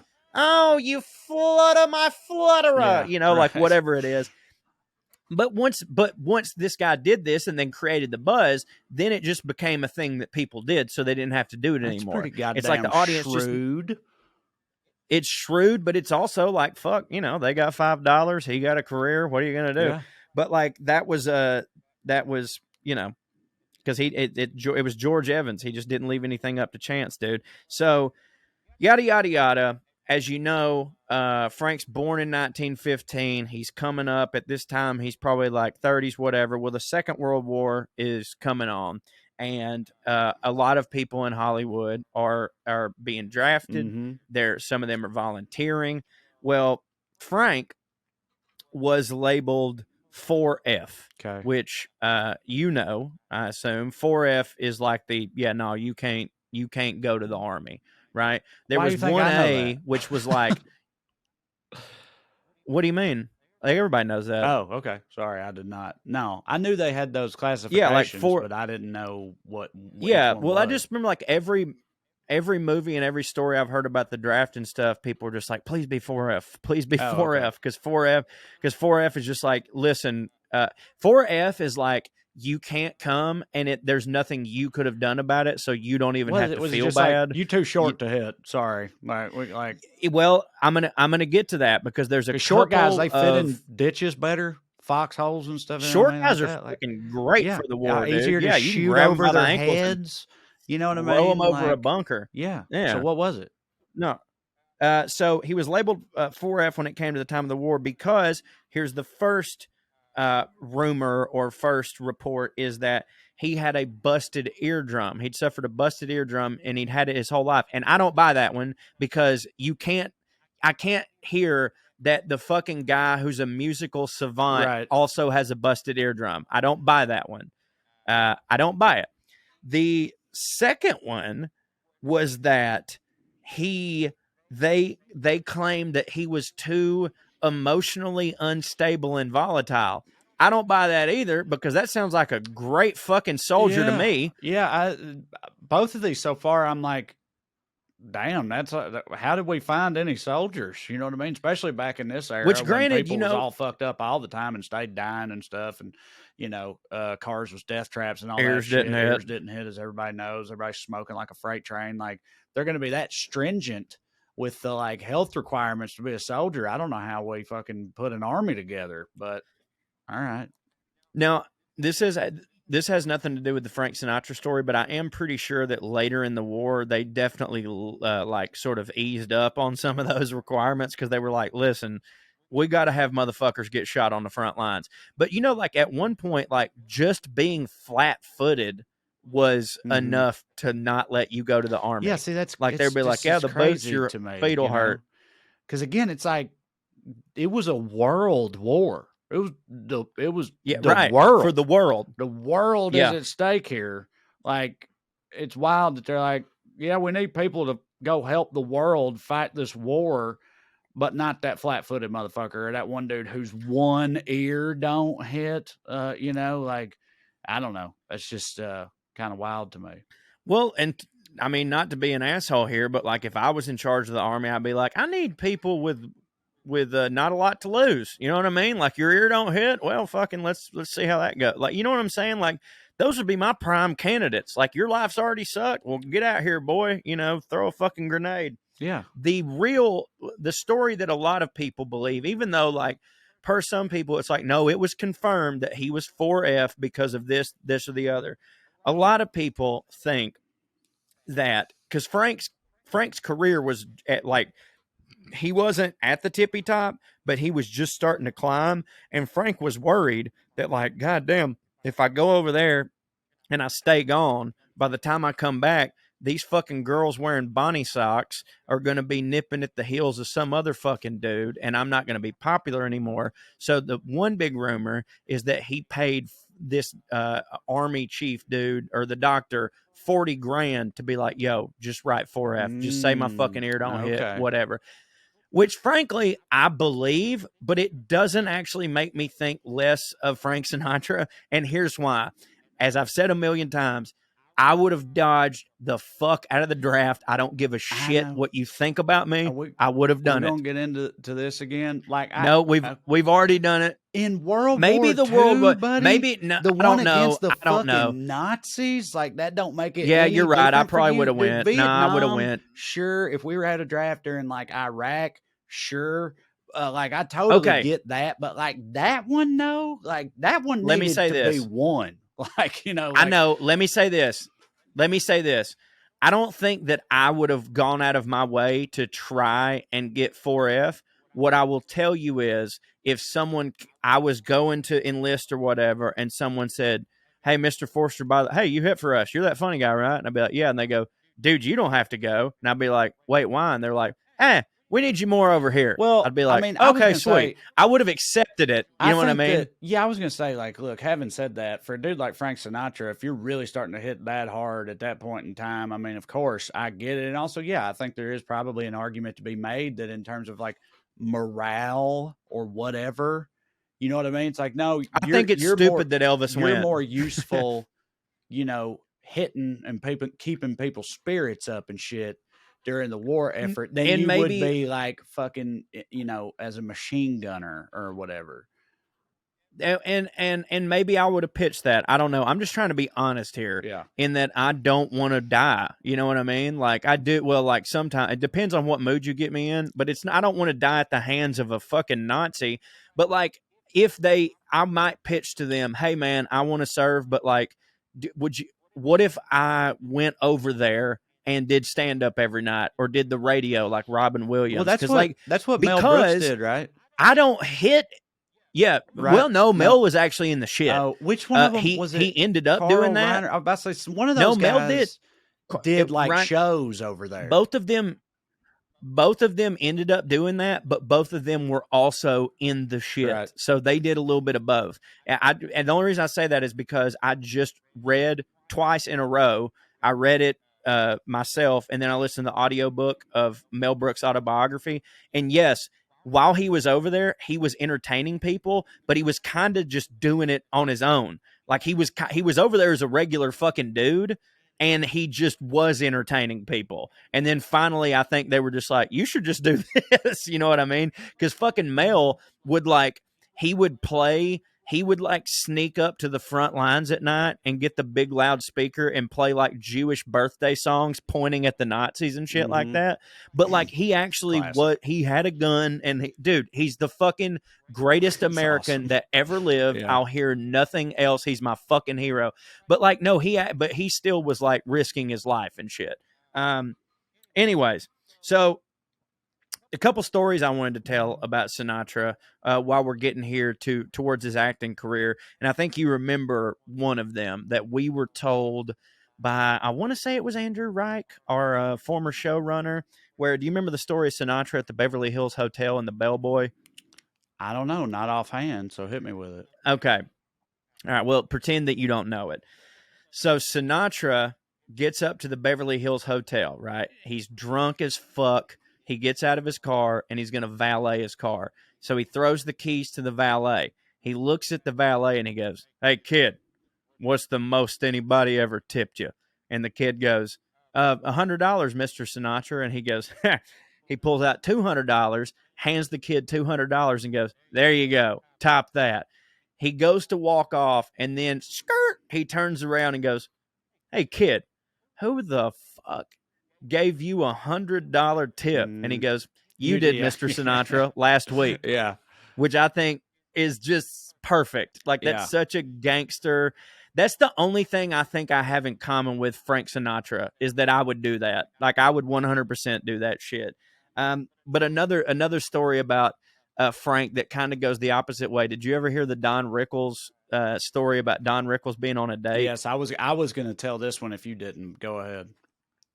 Oh, tell it. No, please, you tell it. You tell it, because you did the research, so you're refreshed on it. If it didn't come up, I was going to tell it how I remembered it, but you'll do a better job since you've refreshed yourself on the story. But it's a great story, though. Yeah.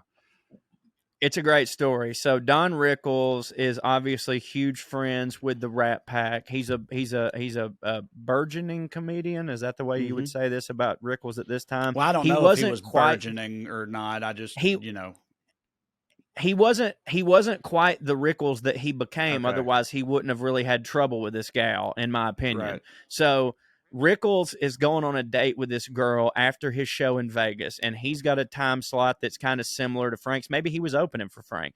And Rickles tells Frank, he goes, hey, I got a date with this girl at the diner.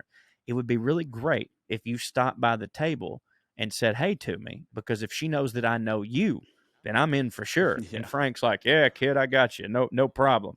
So later, Rickles is having dinner with this girl at the diner, and he's sitting there, and Frank comes up, and he starts to, hey, Don, how you doing? And Don Rickles looks up at Frank and goes, Frank, do you mind? We're having dinner here.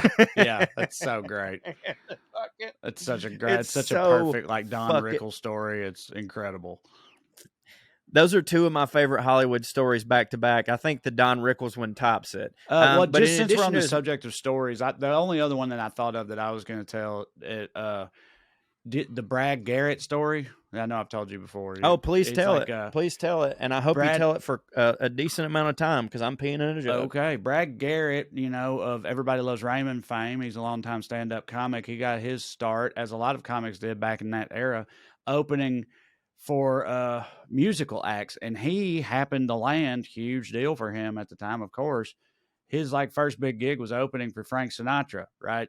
And no doubt, I've always wanted. This was like a thing for a long time, and as a comic, I've always been like, how did that? Dreesen used to do it. How did that last longer than 6 months? Because it's like, it makes no sense. Comedy opening for music generally don't hit. And also, all the stories I've heard from people who used to do it, they make it sound like it did not hit. So it was a nightmare. So it's I don't know why they kept doing it for so long. I don't mean the comics. They took the money. I'm saying, yeah, right. Why did Sinatra keep hiring comedians? But anyway, he was opening for Sinatra, and it was always pay him less. That's why it was always terrible. I mean, not always, but it didn't go well. Right. But Frank kept him around. They got along fine or whatever. And Frank's manager or whatever, whose name I don't remember, fucking, some Vito Goomba motherfucker, was always around. And one night Garrett went out and did his set, and it didn't hit. It's just silence, boo, thank you, that whole thing. Thank you. Yeah. And then at the end of it, very sarcastically, after he's done terrible, he's like, all right, listen, that's my time. Hey, you guys stick around for Frank, okay? And which is funny, especially at the end of the hilarious set, whatever. And he goes backstage, and fucking Vito Meatball Spaghetti guy, fucking the manager, walks up, and he's like, hey, stick around for Frank. What the fuck was that about? What's that supposed to mean? He's like, I was just joking, and then the guy's like, because obviously they're gonna stick around for Frank. They're fucking here to see Frank. Why would they not stick around for Frank? Where the fuck do you think they're gonna go?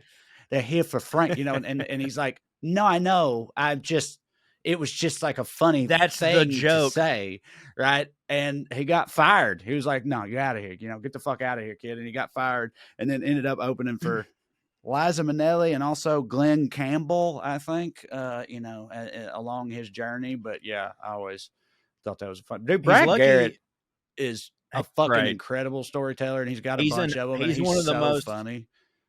He's one of the most underrated. I feel like he's people go, yeah, that's Raymond's brother, but he's so fucking funny. He's such a pros, and he is a Las Vegas guy. He's got a club there. So it makes so much sense to me that he used to open for Frank, because he's got that old school kind of stand and deliver fucking swag. Everybody that I know that works the Brad Garrett's comedy club in Las Vegas has nothing but glowing reviews of not only the club, but the man himself. Because they're like, oh, he's there. Because in my mind, I was like, he owns it. He's fucking doing it. They go, no, he's there. He's doing MC shit all night. Even if you're the MC, he's fucking coming out and doing shit, and he's hyping you up, and you're going to have a fucking blast, and he's going to tell you, Frank Sinatra stories and shit. I love Brad Garrett. Yeah. Also, so underrated in the Jimmy John's commercials are fucking hilarious. I hate Jimmy John's, but he's fucking flames in them. Speaking of acting, Frank Sinatra did a bit of that, Trae. Some of his notable films, of course, include Anchors Away, From Here to Eternity, which he won an Academy Award. Did you know that? I didn't know that. Yeah, he won an Academy I had a Award. film class in college. It was actually war in film. It was all about war movies. Uh-huh. And we watched From Here to Eternity, and I remember him being in it and being told that, yeah, he won. Was it good? Yeah, it's good. All them, like, my favorite one was Paths of Glory. I think it's Paths of Glory. It's the early Stanley Kubrick movie with Kirk Douglas involving like deserters in, I think, World War II. Right. It's fucking great. It's great. He was also in the original Ocean's 11, which is the seminal Rat Pack type movie, but that's not actually what I want to talk about in his movie career. What I want to talk about is, did you know that him and John Wayne had a feud? This hurts. Did not know, but so it hard. Yeah. Okay, so one of their main feuds was literally just about politics, which we don't talk about on the show, but it's important to this, so I will talk about it. Frank Sinatra, at the time at least, was a dyed-in-the-wool liberal Democrat, and he did not care for John Wayne's party's views because at the time, Frank Sinatra was like really on the forefront of Hollywood trying to push for civil rights. Like that was very important to him. Sammy Davis Jr. was one of his best friends. It was super important to him. This would actually end up, flash forward, be part of the reason for him and John F. Kennedy's falling out, because they were huge buddies, and Frank Sinatra didn't think that John F. Kennedy was living up to his campaign promises of pushing through civil rights as fast as he could have, right? He's a very complicated guy because in so many ways he's old school, slap a lady, fucking all that shit. But then he's on the right side of history in these certain things. So him and John Wayne had a feud. It started with that. But then they're on the set of this movie called The Alamo that John Wayne is directing. I don't know if it was his directorial debut, but it's one of his first directorial whatevers. And so Sinatra, he had a small part. It was uncredited, right? So he didn't even have to be there for a long time. Well, Sinatra decides to show up on set wearing a full bird, and this is the quote, this isn't from me, squaw uniform, a full bird Native American costume, just to piss John Wayne off. Yeah, because he really did not like Indians. Not even fake Indians. Like him being so offended by the sight of a fake Indian is so goddamn funny to me. Like, I know. And so John Wayne claims it was just that Frank Sinatra was being unprofessional, but like we all know that fucking Sinatra, the reason that Sinatra did that was because he's like, he doesn't like Indians. Dude, look what I'm going to do. John Wayne made all them goddamn cowboys movies, and cowboys had Indians to shoot in those movies. Like, did he have to be separated from the rest of the cast? Yeah. Do you know what I mean? Like, you couldn't, like, they had to be segregated. Well, that's why he made Mexicans do it. Whip all their asses. Yeah, but still, it's not like Frank Sinatra's Indian. I'm saying the dudes in those movies, right, they were wearing Indian get-ups, even if they were white guys or Italians or whatever.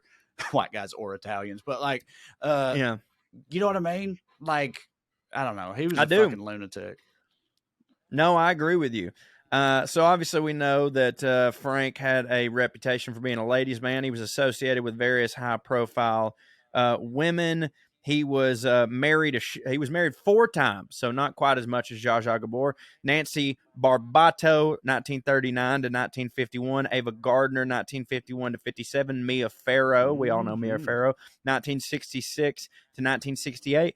And Barbara Marx, 1976 to 1998. He had 3 children with Nancy, Frank Jr., and Tina. Of those children, those are the ones that I know. You got Nancy, who sang These Boots Are Made for Walking. You got Frank Jr., who ended up being a crooner, taking on some of his dad's songs, playing poker with Tony Soprano.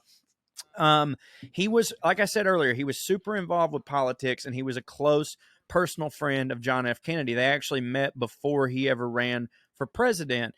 Because JFK, he came from huge privilege. His dad had him out in Hollywood all the time, and he met Frank Sinatra, and they loved hanging out with each other. JFK loved hanging out with Frank because in the situation that JFK's charm and money couldn't get it done alone, he knew that if he's with Frank, he's going to get every woman that Frank doesn't have time to be with, John's going to get them. So they were super, super good friends basically all through his presidency, till they have, like I said earlier, they had a little falling out over Frank thought that John F. Kennedy was playing too much safe politics and not really like fast forwarding the civil rights movement that he kind of campaigned on. But really what pissed him off was it comes out around this time that Frank has ties to the mob. Frank is seen hanging out with Lucky Luciano, with Garbina. I just made that name up. That sounds like a mob name. All the meatball beanie motherfuckers. And JFK's dad is like, hey, this guy's political poison. You got to fucking stop hanging out with him. Because JFK's dad was a fucking bootlegger, right? He was a gangster. But that's why he knew. He's like, yeah, you can't be having these gangsters around, son, who is president. Yeah. But that's how he knew, to defend him. He's like, you've got to separate yourself from that. You got to be better than me. I guess I'm saying he's intrinsically linked to gangsterdom anyway, already by the fact that his dad was one. So like, what's a couple more Goombas, But we know that now. Maybe at the time they didn't know that Jack Sr. was, you know what I'm saying? It could have been like, hey, people fucking already kind of suspect we got to, So there's a lot of people. It's a conspiracy theory, but it's kind of one of those fun ones that it don't really matter if you believe it or not. There's a lot of people that are like, well, yeah, Frank Sinatra was in with the Jack Rubies and shit. Like John F. Kennedy. So what happened was John F. Kennedy was supposed to stay with Frank Sinatra in like fucking, I don't know, West Palm Beach one time. And his dad tells John F. Kennedy, he's like, yo, you can't associate with these people. So John F. Kennedy ends up canceling his plans with Frank and going and staying with Bing Crosby instead, whom Frank Sinatra and Bing Crosby had like a personal competitive relationship. And that pissed fucking Frank off. So a lot of people assume that when Frank's hanging out with a bunch of his mob buddies, he tells them like, this guy, personal offense on me. And they were like, you know what? He's kind of pissed us off too. We're thinking about taking him out. And Frank was like, good, fuck him, And so like, I don't necessarily believe that, but there's a lot of course, there's a lot of rumors about Frank's ties. Most people, I think from my independent research, it's just that these people like Lucky Luciano and all these guys, they enjoyed the type of performance that Frank gave, and they hang out in all these places and they were booking all these clubs. And so Frank was just like, yeah, of course, I'm friendly with him. What do you want me to do? Call them cocksuckers and get shot? I don't know that Frank was actually like, charging vig to motherfuckers or whatever, but like he was seen with them. But it's almost like, well, what am I supposed to? These guys like me. I have to be nice to them. Yeah, right. You know what I mean? Or they'll fucking kill me. For sure. So another thing about him that I did not know at all, he attempted to kill himself several times. He was a very depressed person. As I said earlier, the Napoleon complex, and he could never really get it right with love. He had alcohol problems. He had all the things that make an entertainer sad, like, oh, I'm here and now I'm here, whatever. In the early 50s, because his star had super fallen, and he was in his apartment, turned on the gas, got in the stove, tried to kill himself. And his manager just happened to have come in to like talk to him and found him there and pulled him out. And then he just sat there and cried all night. Later on, he had a rough relationship with Ava Gardner, and she apparently upset him so much that he made 3 suicide attempts while he was still with her, including one time he walked into their bedroom holding a gun to his head, and she tackled him, got the gun away from him, got him to the then it fired, but it missed both of them. Sinatra, like I said, was known to have been associated with members of the Mafia, Lucky Luciano, Sam Giancana, Meyer Lansky. A lot of people say that he used his connections with the Mafia to further his career, protect his business interests. Again, I don't doubt it. I don't doubt that Frank was making a lot of money. He's hanging out with these mob guys, and they're like, let me tell you where to put your fucking money. We got this restaurant down here. It's an all-cash organization. All right, Frank Blue Eyes, His music career continued to flourish through the 1950s and 60s. In the 1960s, he formed his own record label. This is when he comes out with My Way, New York, New York. He retired from performing in 1995, passed away on May 14th, 1998 at the age of 82 from a heart attack. And I would like to leave you with this. This is my favorite Frank Sinatra, because, by the way, I don't know if you know this, I'm setting you up for a Rat Pack Super-sode. Did you notice I didn't talk about the Rat Pack in this episode? Yeah. That was on fucking purpose. I want you to know who this man is. We're going to do a Dean Martin episode, a Sammy Davis Jr. episode, and then we're going to do a Rat Pack episode. Are you fucking cool with that? That's for me, yeah. Okay. This is my favorite thing about Frank Sinatra. There was a cookbook that came out one time where all these dudes had it was Dean Martin, Frank Sinatra. It was like a Rat Pack cookbook or whatever. And these are the two recipes that are my favorite, but you have to read them back to back, all right? Here's Dean Martin for the Martin burgers. Yeah. The Martin burgers. 1 pound ground beef, 2 ounces bourbon chilled. Preheat a heavy frying pan and sprinkle bottom lightly with table salt. Mix meat, handling lightly, just enough to form into 4 patties. Grill over medium-high heat about 4 minutes on each side.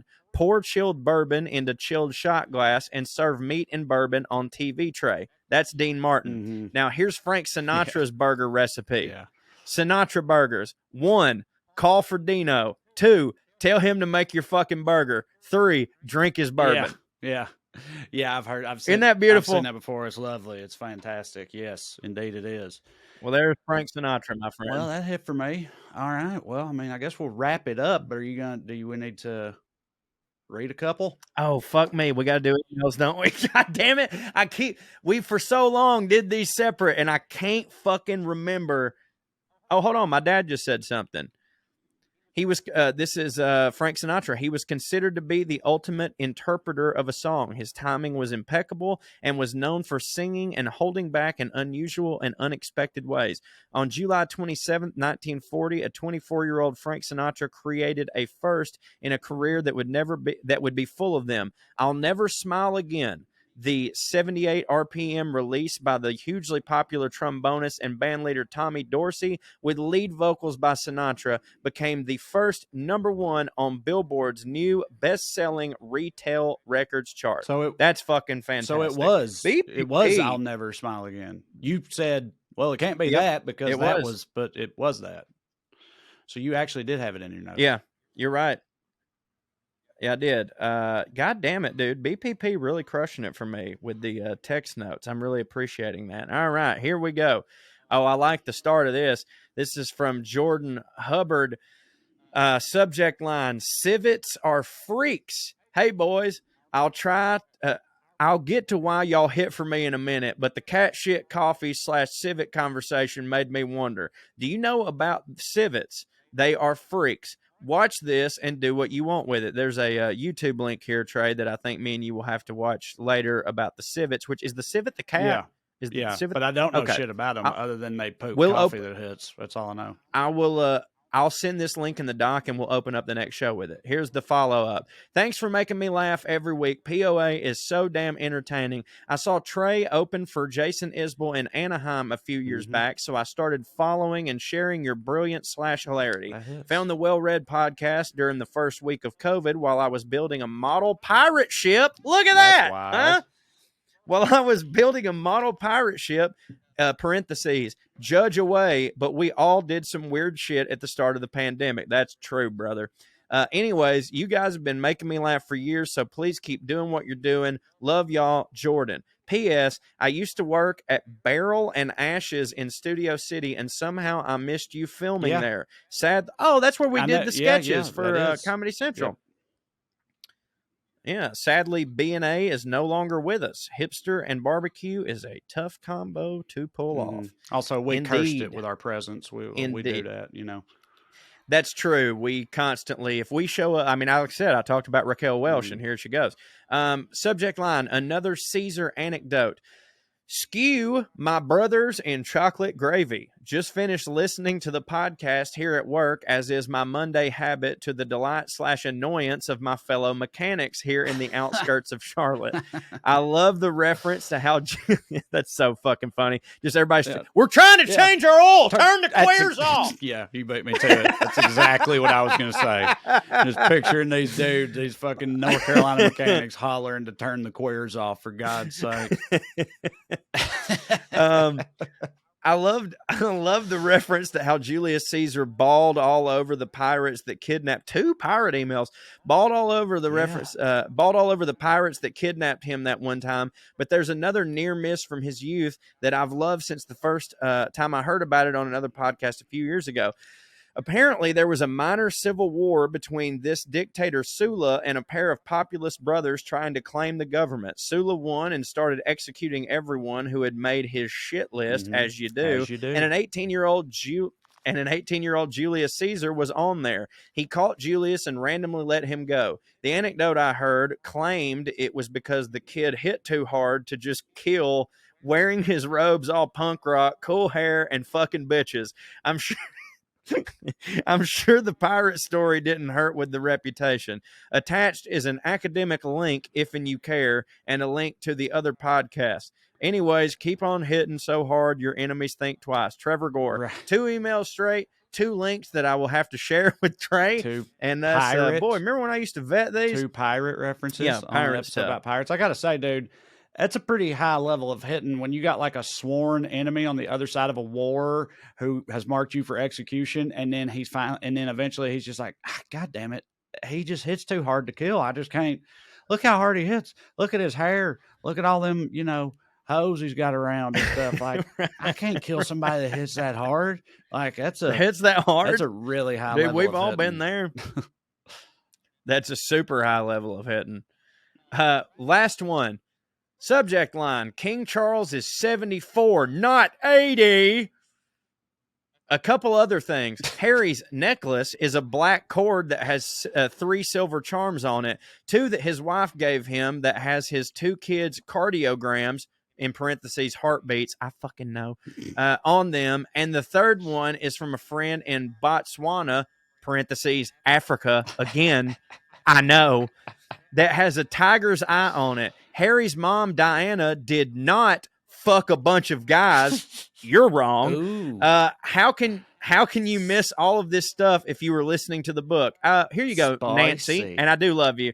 I do love you, and I hope you continue being on the show. Here's why. I'm listening to the book exclusively to shit on this person. Therefore, I don't give a fuck about some of the minute details. Secondly, Diana 100% fucked a bunch of guys. Now, if you want to act like when I said that, I meant that it was a bad thing, that's fucking on you. I do not. I think that she should have fucked a lot of guys. She had to be with Charles' big, floppy, Dumbo-eared fucking ass for a long time. She should be getting her back blown out by whichever fucking colonel wants to tap on the goddamn door and get past security. I have nothing wrong with that. If you want to slut shame her or insinuate that I'm slut shaming her, that's on you, baby. But she did fuck, quote, a bunch of guys. 100%. It's a big thing that she's known for, and I don't personally think it's wrong. That being said, I don't give a fuck about Harry's necklace. All right? So anyways, thank you, and I'll read the book again. Hell yeah. Well, we got to go out on that one. Thanks, Nancy, for getting him fired up. Right. That always hits. So y'all make sure to like and subscribe, leave a 5-star review, rate, tell your friends, tell your grandmama and them, all that shit. And, yeah, come back next time, I reckon. HO? Stay fancy. There it is. Here's Lydia Lovelace. 1, 2, 3, 4. 1, 2, 3, 4. Royalty and rednecks are alike. They both like cutting and picking fights. Biscuits and baked beans where they don't belong. Sit on down with Corey and Trae and learn some fancy shit today. We'll laugh a little even when they're wrong. They'll take you to a magical place where if you call someone a cunt, nobody cares. They keep it debonair at putting on airs, putting on airs, putting on airs.